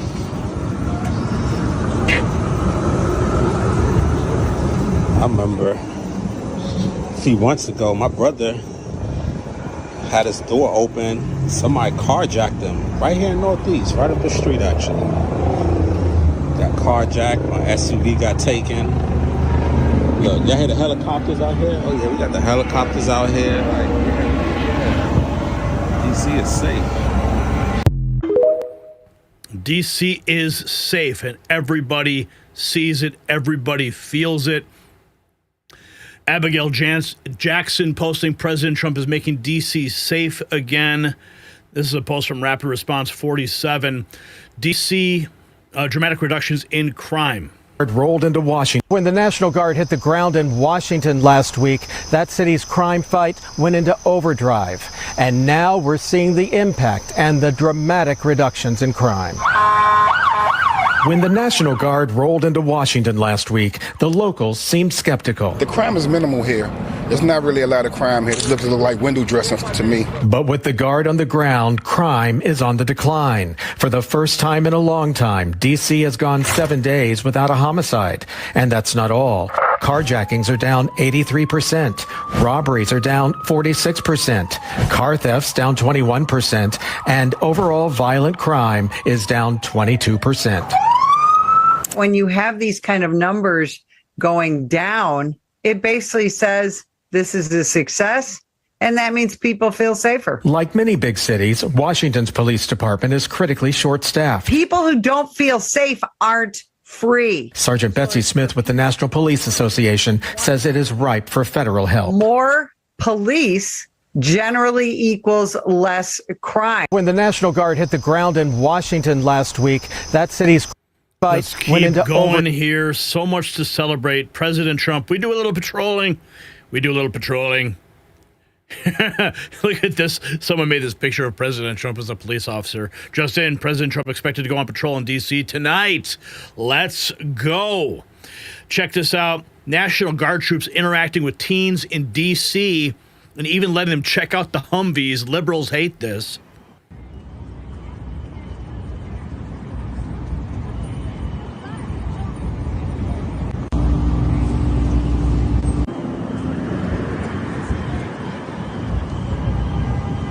Check that out. Beautiful. The entire dynamic of D.C. is changing. Here's President Trump on the Todd Starnes show. And I'm going to be going out tonight. I'm going to keep it a secret, but I'm going to go. You're the only one that knows. You and your lots of listeners. You have a great show. You have a very successful show, by the way, in case you haven't heard that. But I'm going to be going out tonight, I think, with the police, and with the military, of course. So we're going to do a job. The National Guard is great. They've done a fantastic job. And I'm going to be going. Wow. Just beautiful things happening all around. Let's see. Here we have more. The media are calling it a federal takeover. Mustang Medic writing, I was boots on the ground and will be again in D.C. This is a glorious time to be alive. It's so funny. The D.C. liberals can't stand the homeless, and they don't want to agree with President Trump, and he's cleaning up their neighborhood. Members here by Washington Circle, which you guys, it's right near the GW University Hospital for location reference. But yeah, still a few tents here, but those were here we're describing it as tense and emotional. Last night, when federal and federalized law enforcement members did arrive just before 9 at night. We're talking about a dozen D.C. officers, FBI, and Secret Service agents arrived and approached the tents, but it's our understanding that attorneys with the Washington Legal Clinic for the Homeless successfulully argued for these tents to remain, noting these folks had already been given notice from the local D.C. Department of Health and Human Services just yesterday that they have until Monday to vacate. Now, not clear if that's going to be accepted over the weekend. We know the president has called for the removal of these encampments, calling them dirty and bad for business when foreign leaders visit. We know there are also health and safety concerns. That's why the city's HHS department monitors these locations. This morning, I was asking those passing by for work their thoughts on the president's comments and whether they think these tents should be here. I think the biggest problem in D.C. is the price of housing, so it's just, I really can't say. It's just a little bit hard. They probably shouldn't be there, but we shouldn't have homelessness. I mean, it's hard to blame somebody who's homeless for not being clean enough or having good enough sanitation. I would prefer that they not be on the street. I would prefer that we didn't have tents, but if people have no place else to go and they have no place to take care of their sanitation, then yes, unfortunately, there is going to be some sanitation problems. Michael Kirkpatrick, they're saying that until all the issues can be addressed, that no, he thinks the tent should stay or else they're going to be taken down and then appear somewhere else later. You should be looking now at video of the local D.C. Health Department of Health and Human Services. That is, they were overseeing the clearing of an encampment between the Kennedy Center and the Washington Monument yesterday. They used an emergency provision to do so, acknowledging that it was likely higher on the federal government's list due to its location. And they wanted to get to that encampment first before the federal agents or officers so that they can provide the services that the city has, including behavioral health services, shelter, and we're told storage as well. We'll end here by Washington. Yeah, see what they're doing? They're not just like destroying homeless camps. Yeah, you saw the bulldozers there, but they're also putting these people in shelters, getting them the much needed help they need. Let's check in over at CNN. What are they saying? You don't care what I don't care what they think. I mean, these are the same people who elected the mayor and city council that ran the city's public safety into the ground in the first place. You don't care what the residents... They don't know what's good for them. You don't care what the residents of D.C. think. I do not. I do not care one bit, and I'll tell you something else. I feel like I do remember just a couple of weeks ago you were saying, well, secretly, D.C. residents really want this because they know the crime is so bad. Now we actually have the numbers that say, will Trump's federal takeover reduce violent crime? 65% say no, just 20% say yes. Do you feel like the presence of federal officers makes you feel safer, more safe, 18%, less safe, 61%? Why would they say that? They're out arresting criminals. They're arresting illegal aliens. They're getting illegal guns off the streets. An MS-13 illegal alien was taken out off the streets the other night. They're obviously safer. But, there's another population that cares about public safety in D.C. It's all the people who visit there. We have people that go there, millions of people from all over the country. They deserve to go to a national capital that's not in disgrace and despair, and that's what they're doing in Washington. So I don't really care about what they think, truthfully. Let me let Len. I don't care what they think. I mean, well, now we care what they think, because what they're saying is that they are overjoyed. This guy, Jeffrey Mead, says 46% of D.C. residents are black. Over 90% of murder victims are black. Most violent crime victims in D.C. are black. Since the federal government took control, robbery down 46%, carjacking down 83%, violent crime overall down 22%. This policy is making black communities safer. Yet the politicians black voters support at 90-10 clip are against it. There is a very fair argument to be made that black Americans regularly vote against their own best interest. Let's listen to what he has to say here. Families can walk around. Are you going to be releasing evidence of this? Of what? That D.C. has a terrible crime problem? You just got to look around. Obviously, D.C. has a terrible crime problem. The Department of Justice statistics back it up. The FBI statistics back it up. Just talk to a resident of this city, this beautiful, great American city. Don't they deserve... we talk about human rights. We hear these people outside screaming, free D.C. Let's free D.C. from lawlessness. Let's free Washington, D.C. from one of the highest murder rates in the entire world. Let's free Washington, D.C. so that young families can walk around and feel safe and secure. That's what we're trying to free D.C. from. And as Stephen said, it's kind of bizarre that we have a bunch of old, primarily white people who are out there protesting the policies that keep people safe when they've never felt danger in their entire lives. He has a point. And this is what I find interesting, because I've made this argument before that many black Americans actually vote against their own interest. So all these white Democrats are in DC protesting what the federal government is doing in Washington, D.C., which is essentially making the city safe and cleaning it up. And they're using federal tools along with the local police department. But here's what's interesting. Black people are about 46 to 47% of Washington, D.C. And more than like 92% of homicide victims are Black. The majority of victims, probably above 70% of the people who are victims of violent crime, are Black.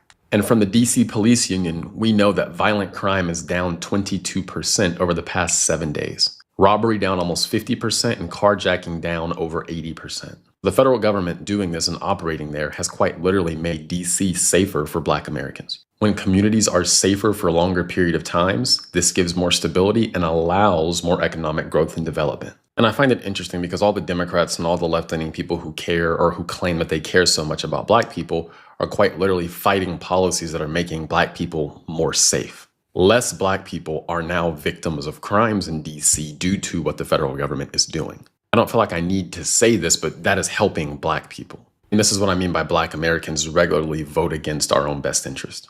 For example, the D.C. City Council, all Democrats. You know, Black people vote for Democrat at like a 90-10 clip, a little less this election. But that D.C. Council that's Democrats quite literally tried to lower punishment for murder and other violent crimes. Again, Democrats issuing policy that's not helpful for the people that actually vote for them. Again, it's just crazy to me to hear these people say they care so much about Black people and then fight policies that make Black people more safe. Also, just a reminder, go check me out on Substack. The link to this is in my profile. It's a free email newsletter, but I also send out information like my personal opinion about important topics that are happening, and I go into much more detail here. So it's a great place. Jeffrey Mead. There is some place to check out his Substack. All right, folks. We've got some more. What is this? We got let's check in with JD Vance on this. In D.C. Violent crime has dropped in D.C. 35% in 9 days. Robberies in D.C. have dropped 55% in 9 days. And it highlights the fact that this living with lawlessness and disorder, that's fundamentally a question of political will. If you've got the political will to enforce the law, you can make even cities like D.C. safe again. And that's what we're demonstrating. And I hope that the American people take an important lesson from this, because obviously D.C. is a federal city. New York, L.A., these places are not. I hope the American people just recognize that you don't have to live with lawlessness. You don't have to live with third world murder rates. If you just take control of these cities, you can make them safe places to live in. Violent crime has dropped in D.C. 35%. President Trump is making D.C. safe again. If you got value from this report, tab subscribe. My final thought is next. So this is what leadership looks like. Trump isn't governing from a bunker. He's on the streets with our warriors taking back our capital block by block. 7 days without murder. Carjackings down 83%. Over 600 arrests. These aren't statistics. They are saved lives, rescued neighborhoods, restored hope. Well, the Democrats call it a federal takeover. Actual D.C. residents are posting videos celebrating their newfound safety. The same politicians who let criminals run wild now complain about law enforcement actually working. They created hell and called it compassion. Trump brought order and proved what we always knew. The crime isn't inevitable. It's a choice. The choice to enforce laws or to ignore them. So here's the question. Should Trump's D.C. model be implemented in every Democrat-run city immediately? Yes or no? Drop your comment below. Let's continue the conversation. And make sure you check out shop.nextnewsnetwork.com for gear that triggers criminals and their enablers. All right. Let's go. We have more news to get to.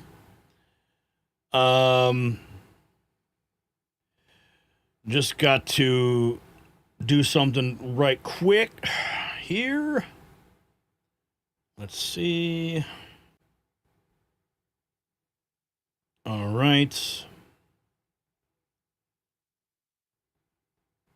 No. Wow, this is the U.S. What? Okay.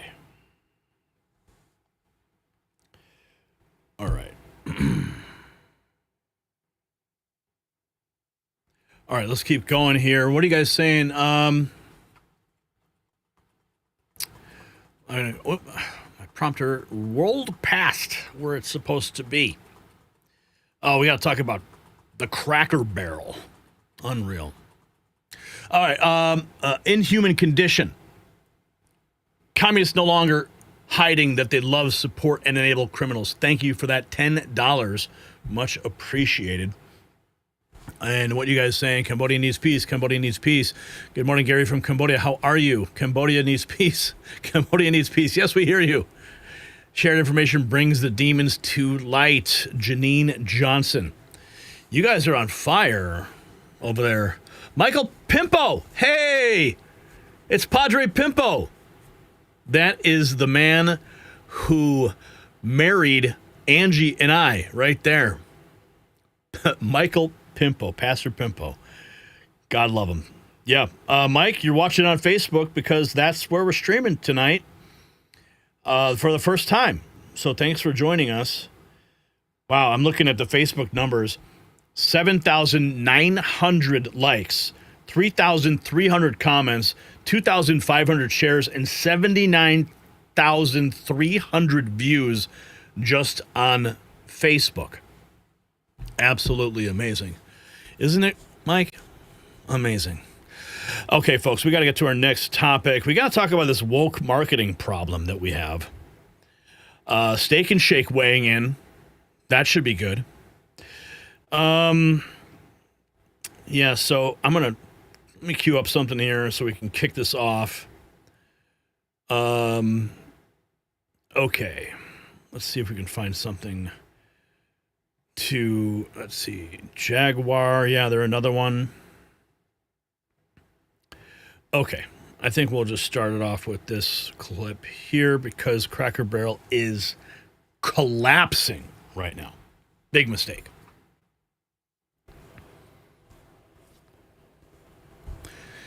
They never seem to learn. After Bud Light lost billions, after Disney bled subscribers, after Target's Pride disaster, you'd think that corporate America would get the message. But the addiction to woke virtue signaling runs deeper than profit margins, deeper than shareholder value, deeper than common sense. Now another American institution just committed corporate suicide in real time, and the warning signs were there. The customers spoke clearly.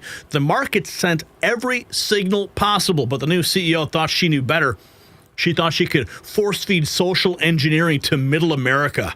Well, the stock market just delivered its verdict, and it is brutal. What happened in the last 24 hours will be studied in business schools for decades, so watch this. Now, your skin tells your story. Make it a good one. Ageless Multi-Collagen isn't just another supplement, it's cellular renovation. 5 types of collagen attack aging from every angle. Skin elasticity, hydration, that youthful firmness you remember. The science is simple. Replenish what time steals. Hydrolyzed peptides mean instant absorption, no stomach issues, actual results you'll see in the mirror. Every bottle sold feeds a hungry child through nokidhungry.org. Clean ingredients, no hormones, no GMO nonsense, just pure collagen doing what it does best, turning back the clock. Get 51% off at healthwithgary.com before the deal expires. It is linked down below. Now, we talked about Cracker Barrel just briefly yesterday. And boy, do we have an update. Cracker Barrel's rebrand, dubbed woke by many, sends stock tumbling almost 15% today. That's just 9 hours ago. Is this a Bud Light moment? If you announce a new logo and your stock price tanks by $100 million, they should fire the CEO on the spot for being a moron. Let's check in.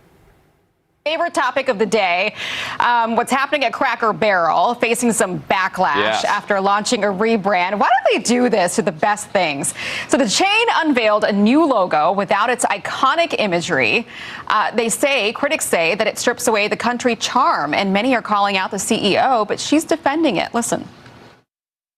I think what's important is that we are listening to our guests. We're doing this all for them. The Cracker Barrel needs to feel like the Cracker Barrel for today and for tomorrow. And again, the things that you love are still there. We need people to choose us, and we want people to choose us because people love this brand. Wait a minute. So were people not choosing you because you had an old guy on the logo? Were people like, wait a minute, there's an old man sitting next to a Cracker Barrel. I'm not going to go eat there. I mean, I think people will eat there if they like the food or not. I think that's probably what the biggest draw is. So just make my pancakes and shut up. Okay? How about that? Media users are firing off. One said, when will they learn? And country singer-songwriter John Rich writing, quote, this could be a Bud Light moment in the making. Clay, is this a Bud Light moment? I mean, why? Why change something that is so classic? They're morons. The CEO is a moron, Aisha. This company is based just down the road from me here in the Nashville area. Stock price, you should put this graphic up. Down $8 today. If you announce a new logo and your stock price tanks by $100 million, there you go. Look at that right now. They should fire the CEO on the spot for being a moron. Look, I have a lot of jobs, Aisha, but I'm willing to give one more here. I will keep companies from making disastrous decisions. Bud Light, Nike, Cracker Barrel. Just ask me, would a moron do this? I will tell you, yes, don't do it. I'll save you billions. And now we're finding out that Steak and Shake has responded to Cracker Barrel. They said, sometimes people want to change things just to put their own personality on things. At Cracker Barrel, their goal is to just delete the personality altogether, hence the elimination of the old-timer from the signage. Heritage is what got Cracker Barrel this far, and now the CEO wants to just scrap it all away. At Steak and Shake, we take pride in our history, our families, and American values. All are welcome. We will never market ourselves away from our past in a cheap effort to gain the approval of trend seekers. And here is the old man who has now been deleted from history. Who was that man? I'd like to know. I wonder what his family thinks. But we have more to get to. We could talk about Dylan Mulvaney and Bud Light all day because, I mean, that whole disaster. Look what happened to Bud Light. They're still trying to recover. This is the person who caused Bud Light to lose $1.4 billion in U.S. sales in 2023 in a woke marketing campaign. Let's keep going here. Jaguar. Remember what happened with Jaguar? Jaguar automaker embarked on a woke marketing campaign and sales plummeted by a whopping 97% in the EU. Why would corporate officers do this to shareholders? Promise. Jaguar Land Rover is looking to cut 500 management jobs after sales in Europe plummeted over 97% in April. Jaguar still hasn't recovered from a controversial woke rebrand last year. UK Prime Minister Keir Starmer met with workers a couple of months ago, promising to protect their jobs. But I guess that didn't work out. Go woke, go broke. Yeah, and what are you going to do? Keir Starmer's going to show up and be like, don't worry, I'll make sure you don't lose your job. What does he work for them now? I mean, this was the most ridiculous ad ever. When Jaguar put it out, everyone's like, when I first saw it, I thought it was a joke. I actually thought it was a joke. I'm like, maybe this is like a perfume ad or some fancy fashion ad. But clearly, like, oh, you're selling cars here? Where? Where's the car? Copy nothing. Jaguar. Yeah. And they are done. Let's take a look at some of the memes. Yes, here is some of those we've lost to history. Uncle Ben, gone. Aunt Jemima, gone. Land O'Lakes Indian, gone. These are all the casualties in the woke culture war. Now you can add the Cracker Barrel man.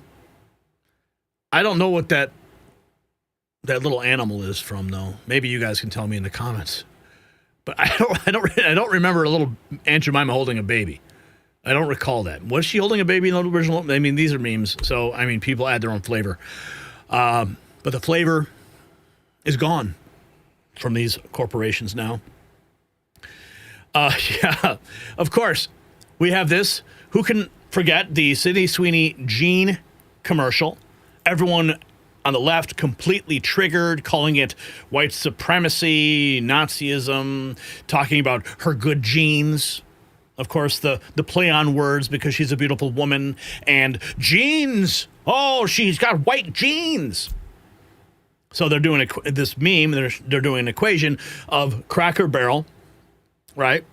with the beautiful Sydney Sweeney, original logo Cracker Barrel, and the new Cracker Barrel with no old guy and a morbidly obese woman wearing jeans. And this comes from Mostly Peaceful Memes. Charlie Kirk actually posting that earlier today. And I also want to point out this, okay? Tony Kinnett writes, if we could only find the common denominator of all these horrible corporate marketing decisions. Okay, so here is the CEO of Cracker Barrel. And here is the marketing director of Bud Light. Oh, and here is NPR's CEO. Yeah, NPR's gone now, too. Oh, and of course, who could forget what Disney did to Star Wars? These are all woke, white knight, liberal women who think that they have some sort of mission to save these brands and to bring them into the modern era. Note to corporations, do not hire DEI woke CEOs. Note to corporations. This is the stock for Cracker Barrel earlier today. Look at that. Boom. Tanked. I wonder what kind of meetings they're having today. Good job, Cracker Barrel CEO. You lost $100 million. Not Kenny Rogers 10 hours ago. With the $500 million he just saved after the New York Appeals Court overturned his fine, President Trump has a chance to do the funniest thing ever. Yeah. Was he going to buy Cracker Barrel now? Well, if Trump bought Cracker Barrel, I'd eat there. Cracker Barrel stock took a dive this morning and is currently still down nearly 12%. So that was at 52. So it did come up just a hair by the dip. Oh, and here we have this. Reject modernity. We used to be a proper country. Right? Check. Remember all these logos? And now this is what you get. These two-tone, flat, sterilized logos used to have character. Now it's all just modernity. How do you say that? Red Eagle Politics writing. Cracker Barrel down 12%. We showed this yesterday, but apparently they've done a complete, not just on the logo, but the interior. Bottom right image is supposedly the new style of Cracker Barrel. And I said this yesterday. If I want to go to Denny's, I will go to Denny's. It looks like a Denny's. I like the classic tchotchkes on the wall. Gives me something to look at while I'm waiting for my pancakes. You know, 6 days ago, Mark Ultra MAGA writes, the great President Ronald Reagan absolutely highlighted the left's hypocrisy decades ago. His words remain strikingly relevant today. Times change, Democrats don't. Democrats are still bad for America. Leadership. You ever notice how every time a Republican takes office, the Democrats start acting like it's the end of the world? I mean, the minute we cut taxes or trim the budget, they start screaming that the sky is falling. Now, don't get me wrong, I admire their consistency. If the stock market surges, they say it's just helping the rich. And if it crashes, they say, yep, that's what happens under Republican leadership. And don't even get me started on foreign policy. A Republican president could be shaking hands with world leaders and signing peace deals, and they'd say, it must be appeasement. But the minute there's tension overseas, they rush to the nearest camera like it's Black Friday saying, see, we told you the world would catch fire if he was in charge. Ever notice? Man, those words ring true today, especially in light of the Russia-Ukraine peace deal President Trump's trying to negotiate. And, of course, you have this moment, the Bud Light moment, Dylan Mulvaney. Oh, just 100% cringe. I'm sorry it's even on the screen. Let's check in with Timcast. Now, this is back in June.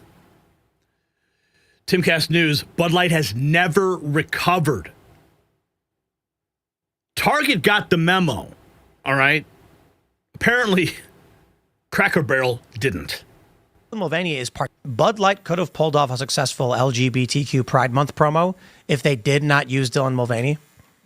If they just did like a RuPaul's Drag Race thing, nobody would have cared. Conservatives would have been like cringe, but RuPaul's Drag Race has been on TV for like 15, 20 years or some. So it's like, it's not shocking to anybody, but Dylan Mulvaney is particularly offensive to so many people. I got to hand it to TikTok, right? Their promotion of the absolute like craziest content resulted in someone like Dylan Mulvaney being able to trick people into thinking that they're popular. And so this millennial woman at Bud Light is like, Dylan Mulvaney's popular. No. See, if you're ever wondering, when I always talk bad about TikTok and I say they're promoting crackpot garbage that people don't like and it's messing with our kids' brains, you need only look at the disparity between the popularity of Dylan Mulvaney on TikTok and the promotion of Dylan Mulvaney and what actually happened when a brand tried to hire Dylan Mulvaney. It destroyed the company. I mean, Bud Light's never recovered. Isn't that crazy? It's been 2 years. They tried. Yeah, but I mean, with they all had the Post Malone rebrand stuff, and I think it was what Shane Gillis Rogan and UFC. Doesn't matter. That money never came back. Yeah, Bud Light could have pulled up. Yeah, no, I won't touch a Bud Light. Nope, I won't. No, thank you. Jaguar's woke rebrand has gone about as well as Bud Light's, with sales down no less than 98%. Bud Light's trying to make you forget how woke they are at the Super Bowl. Smart people aren't buying it. So, what do we have here? Jaguar, we covered that. Oh, okay, so this clip was actually played in the Fox segment. Cracker Barrel's woke rebrand has faced fierce backlash, sent the stock plummeting.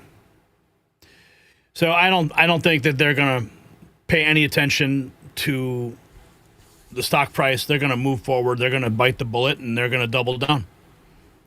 And here's I'll just ask you, are you going to go to Cracker Barrel knowing that they got some woke DEI corporate CEO who's rebranding and restyling the entire place? I go there for the nostalgia. You're on a road trip, let's go to Cracker Barrel. Because it just brings back the feels, man. When I was a kid, my family would go on road trips and we'd always want to stop at Cracker Barrel. They got the country store. It's got that old country feel. That's what you go there for. That's why you go.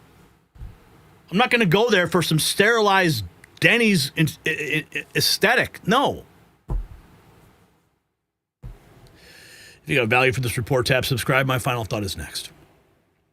So Cracker Barrel just learned what Bud Light, Jaguar, and countless others discovered the hard way. Americans won't subsidize their own cultural destruction.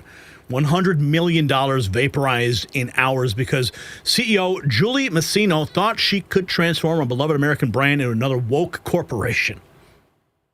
The stock crater isn't just about money. It's a referendum on corporate America's war on its own customers. These DEI-obsessed executives live in a bubble, okay? Worlds where Twitter praise matters more than customer loyalty. They hire based on ideology, market based on activism, and then act shocked when real Americans revolt with their wallets. And the pattern's undeniable. Embrace woke, watch your company choke. So, the simple question for you. Will you boycott any company that goes woke no matter how much you liked them before? Yes or no? And show where you stand with gear that's not woke at shop.nextnewsnetwork.com, linked in the description.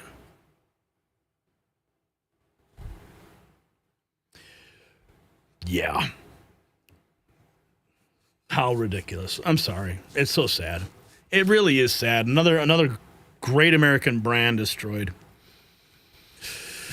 Okay. Teresa says most definitely. Patricia says yes, and I have. Sithi Hang reposting the stream. Thank you.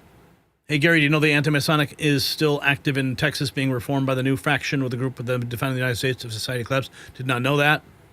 Please help release 18 Cambodian prisoners. Thank you, Donald Trump.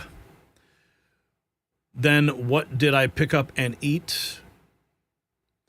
Yes, I'm done with Cracker Barrel. Cracker Barrel's on crack, says Hot Rod Mike.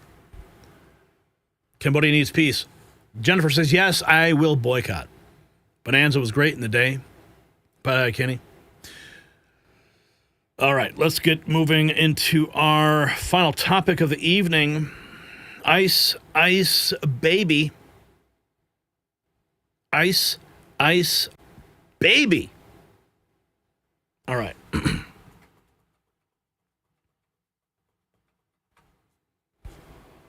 4 months, 0 illegal entries. Those 7 words just shattered every narrative about border security being impossible. Well, Biden's administration spent 4 years claiming the border was too complex to control, that walls don't work, that enforcement was inhumane. Trump just proved them all liars. But this goes beyond just stopping illegal crossings. What's happening at our southern border right now involves cartels running scares, sanctuary cities facing justice, and a complete reversal of America's most dangerous crisis. And the numbers are actually staggering. The results are undeniable, and the implications are massive. Every excuse for open borders just died. Every argument for amnesty just collapsed. And the truth is simpler than they claimed. So get ready for some facts that will blow your mind.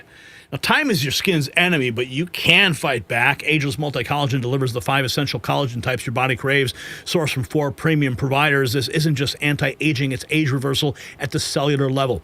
Hydrolyzed for perfect absorption. No clumping or nasty taste, just mix, drink, and watch years disappear. I've used it for years. They've sponsored this program for years because it works, period. Plus, every purchase feeds hungry children through nokidhungry.org.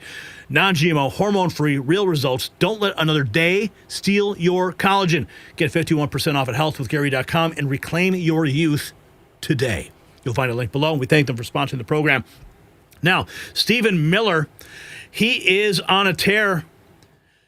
Usually police arrest an illegal alien predator and ICE makes a detainer, but in sanctuary cities, what happens? Let me just break down for your audience, Sean, how severe the crime committed by these sanctuary cities is.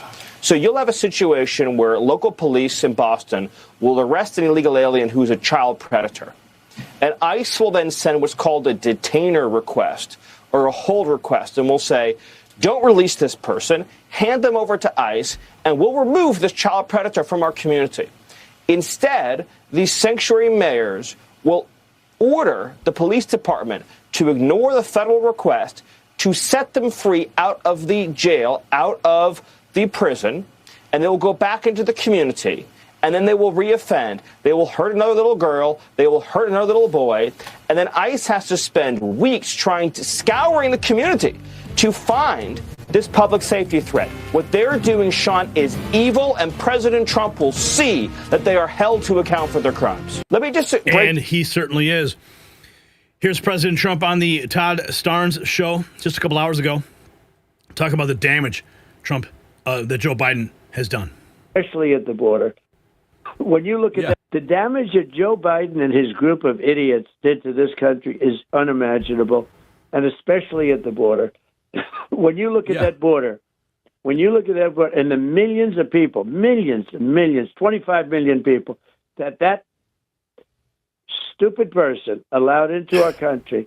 And think of the focus. I mean, so much of our focus is getting these criminals out of our country. I mean, it's just, it's hard work. And if I didn't win, this country would be finished. The damage that Joe Biden and his group of idiots. Here's more from his appearance on the Todd Starnes show earlier today. Our country. For the last 4 months, we've had 0 people come into our country because we're tough. And we're smart, and we know what we're doing. And Biden had a low IQ before he got, even worse. He was low IQ 30 years ago. I just have to check it out.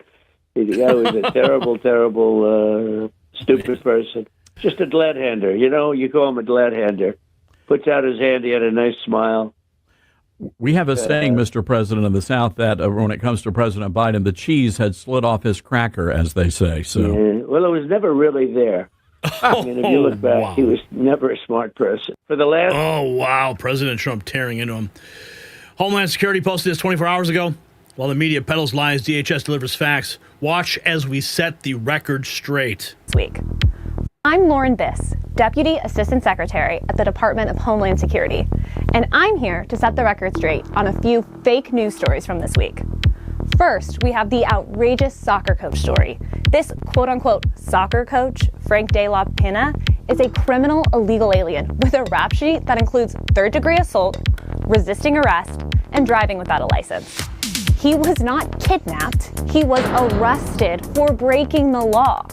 Under President Trump and Secretary No, if you break the law, you will face the consequences. Next on the list, we have the LA Times. They covered members of Congress who claimed they toured a ICE detention facility that was a quote-unquote sanitized display. So now the fake news and sanctuary politicians are complaining that ICE processing facilities are too clean? Absolutely insane. The truth is, ICE has higher detention standards than most U.S. prisons that hold actual U.S. citizens. All detainees are provided with proper meals, medical treatment, and have opportunities to communicate with their family members and lawyers. Last on the list, we have NBC News. They ran a false sob story of, get this, a convicted murderer to demonize our brave ICE law enforcement. Rafael Collado, a criminal illegal alien, made false claims about Alligator Alcatraz. He has convictions for drug trafficking, homicide, battery, and unlawfully carrying a gun. This convicted murderer lied about this facility. Alligator Alcatraz does meet federal detention standards. All detainees' facilities are clean.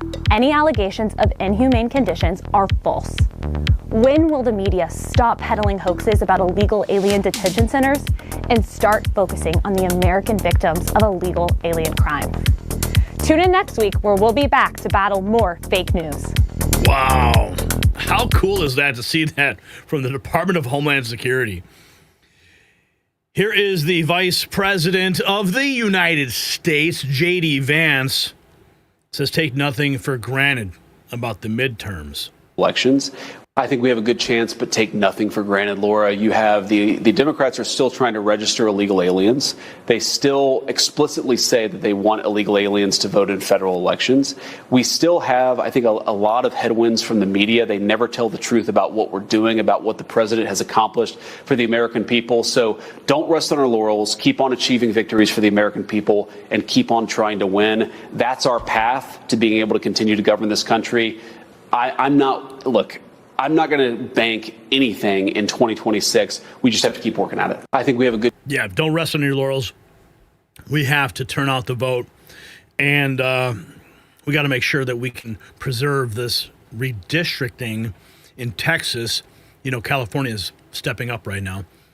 Here's the DEA HQ Administrator Terry Cole thanking President Trump.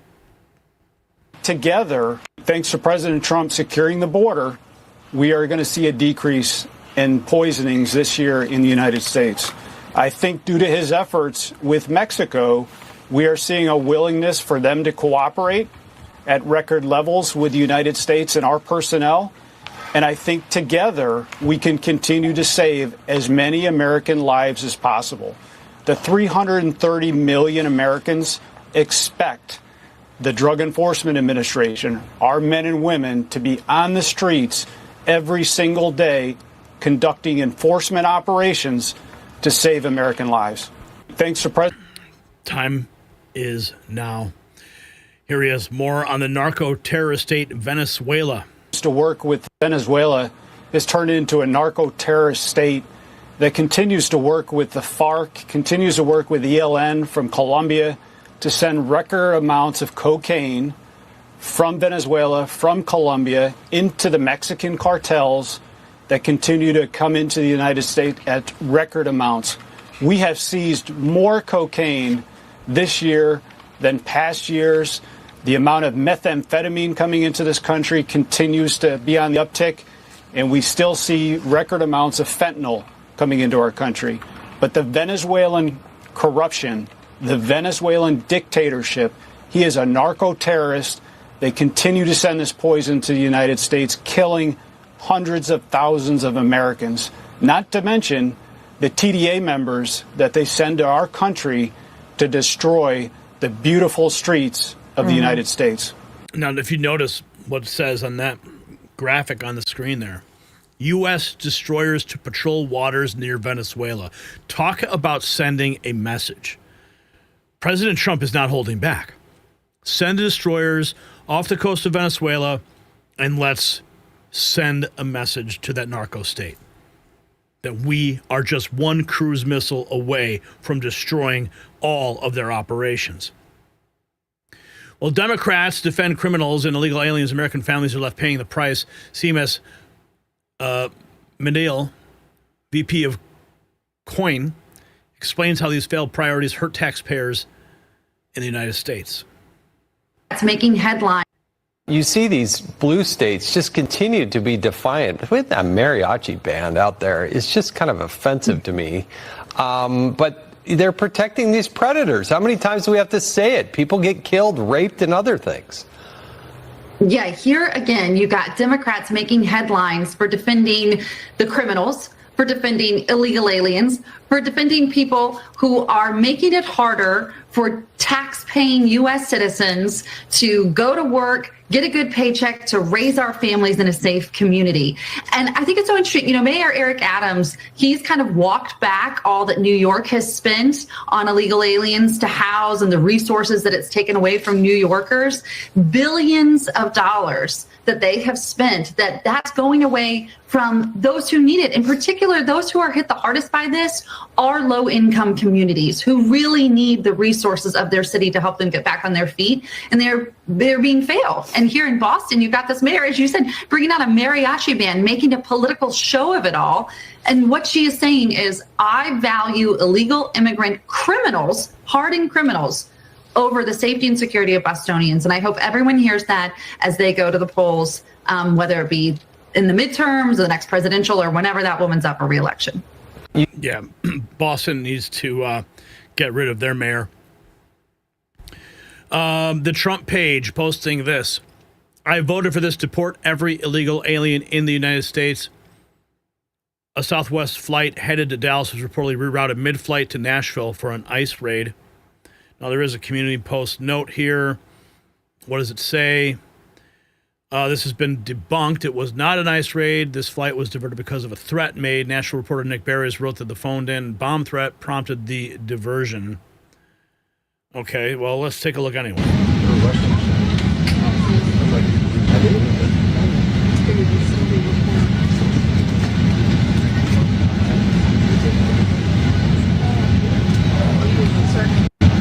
I mean, imagine if that was the scene on your flight. Regardless. That's just a terrifying, terrifying visual. So it was not an ICE raid. It was for a bomb threat. We have this 30 people charged with brutal crimes in Colorado, including multiple Tren de Aragua gang members. What investigators are calling brutal crimes. It all started at an apartment complex, an Arapahoe County apartment complex, with the sheriff's department noticing a concerning spike in crime there. Fox 31's Vicente Arenas joining us now live tonight with the latest details here. Vicente. Christine, they gave us a lot of details about this investigation, and they even used the word barbaric when they were talking about the different types of crimes that were committed. In some cases, they said that some of the suspects offered to bring back severed heads in exchange for money. The Ivy Crossing Apartments in Arapahoe County on South Quebec Street and East Harvard Place quickly became the focus of a massive investigation after crime spiked there in October of last year. After an investigation by the Arapahoe County Sheriff's Office, APD, Denver's ATF and DEA, and Homeland Security investigations, 30 people now face charges. The charges include firearms trafficking, drug trafficking, and a barbaric murder for hire plot in which several of the defendants agreed to kill two people for $15,000 and return their severed heads as proof of the murders for just an extra $5,000. Crimes at the complex began to worsen after TDA gang activity was noticed at an Aurora apartment complex. During the investigation, law enforcement confiscated 69 weapons, one of them a small pistol that investigators say had a machine gun conversion device. By removing these firearms from the street, we've disrupted a dangerous cycle of violence, preventing further harm to our communities and sending a clear message to criminal networks. We will bring you to justice. justice. A large amount of drugs were also confiscated. Arapahoe County Sheriff Tyler Brown says there's been a 75% drop in calls for service at Ivy Crossing during the first 8 months of this year compared to the same time last year. This work has not only targeted those who bring harm to our neighborhoods, but has also strengthened the foundation for a safer and more hopeful future for the families in Ivy Crossing. In Aurora, investigators also made strides to stop crimes investigators say Trinidad Agua gang members were committing. So one of the things that we've done in the city of Aurora, as you all know, we closed down the Edge of Lowry apartments, and we are working towards trying to get that completely shut down. Investigators say more arrests are expected in the case. Wow. And that's what Trump's working to clean up. Trump administration has begun painting the border wall black in order to protect against rust and make it hot to touch in the desert sun and thus more difficult to climb. Wow. I didn't know that. That's crazy. They're painting it black so it absorbs more heat from the sun. Holy cow. That's wild. Now, why use rollers? Why not just spray it? Seems like it'd be more efficient. I know you get some overspray between the beams and everything, but I don't know. I just go there with a sprayer. Spray it all down. What else do we have here? Liberal TikToker encourages her followers to date illegal aliens to protest the Trump administration. Yeah. Wonder why? Well, if you hate this administration and you are single, the most radical thing you can do right now is start dating immigrants. Think about it. It hasn't been working out with these American men anyway, has it? I wonder why. Well, look at our country. That's why. So when you find a man from another country who can truly appreciate your genius, your beauty, your whole life will change. And on top of that, you're going to piss off the president. Woo! Oh, they're stealing our jobs. Wait till they start stealing all the women. If you hate this administration and you are single, the most... how much you want to bet she's single? Yeah. How many cats do you think she has? A new ICE detention facility is now coming to Nebraska. That it'll be located. Nebraska will soon be home to an immigration detention facility. Thanks for joining us. I'm Julie Cornell. I'm Rob McCartney. Governor Jim Pillen announced today that it'll be located in McCook. That's in Red Willow County, 4 hours away from Omaha. The detention center will house 280 people who are awaiting deportation and other immigration proceedings. And it's not just the detention center. Tonight, we have team coverage. Bill Shammer shares how other Nebraska agencies will help with immigration enforcement. First, Pete Cudahy leads off our team coverage with logistics of the project. Julie, Rob, after attending the press conference today in Lincoln, I learned that the goal of this facility is to serve as a hub for immigration detention throughout the Midwest. Now, the Nebraska Department or Correctional Department Services, they say that right now this building, it serves as a work ethic camp, and so that's also known as a WIC, and they say they're ready for the change. Tuesday, the Nebraska Department of Correctional Services announced plans to work with the federal government on a facility housing immigration detainees. It is our intent to partner with U.S. Immigration Customs Enforcement, ICE, to repurpose the work ethic camp as an ICE detention facility. The site currently serves as a work ethic camp. It's home to 186 detainees who are considered low to medium risk. In a statement, Governor Jim Pillen mentions ICE encounters with an alleged MS-13 kingpin and murderer in Nebraska playing a role in the partnership of the detention center. Despite the work ethic camp dealing with low-risk individuals in the past, NDCS says it's prepared for the change. It's just another population for us to manage. Those currently detained in McCook will be moved to other facilities in the state, making room for what's being called Cornhusker Clink. Cornhusker Clink. Why not just put a motor on it, fill with alligators? Follow Florida's lead. If you got value from this report, tab subscribe. My final thought is next. So this is what America First looks like in action. 0 illegal entries, fentanyl deaths dropping, cartels in retreat, criminal gangs arrested, sanctuary cities facing prosecution. Trump didn't negotiate with human traffickers. He crushed them. He didn't debate border security. He delivered it. 4 months, 0 of 0, proves what we always knew. The border crisis was a choice. Democrats chose chaos. They chose invasion. They chose American deaths from fentanyl. They called walls racist while children died from cartel poison, and now their sanctuary cities face criminal charges for harboring killers. The DEA confirms record cooperation from Mexico because Trump means business. The border wall stands tall, painted black, hot to touch, impossible to climb. Simple question: should every sanctuary city mayor face federal prosecution for harboring criminal illegals? Drop a yes or a no in the comments. Let's continue this conversation and show your support for real border security. You can grab an alligator Alcatraz shirt for that all-inclusive resort down in Florida at shop.nextnewsnetwork.com.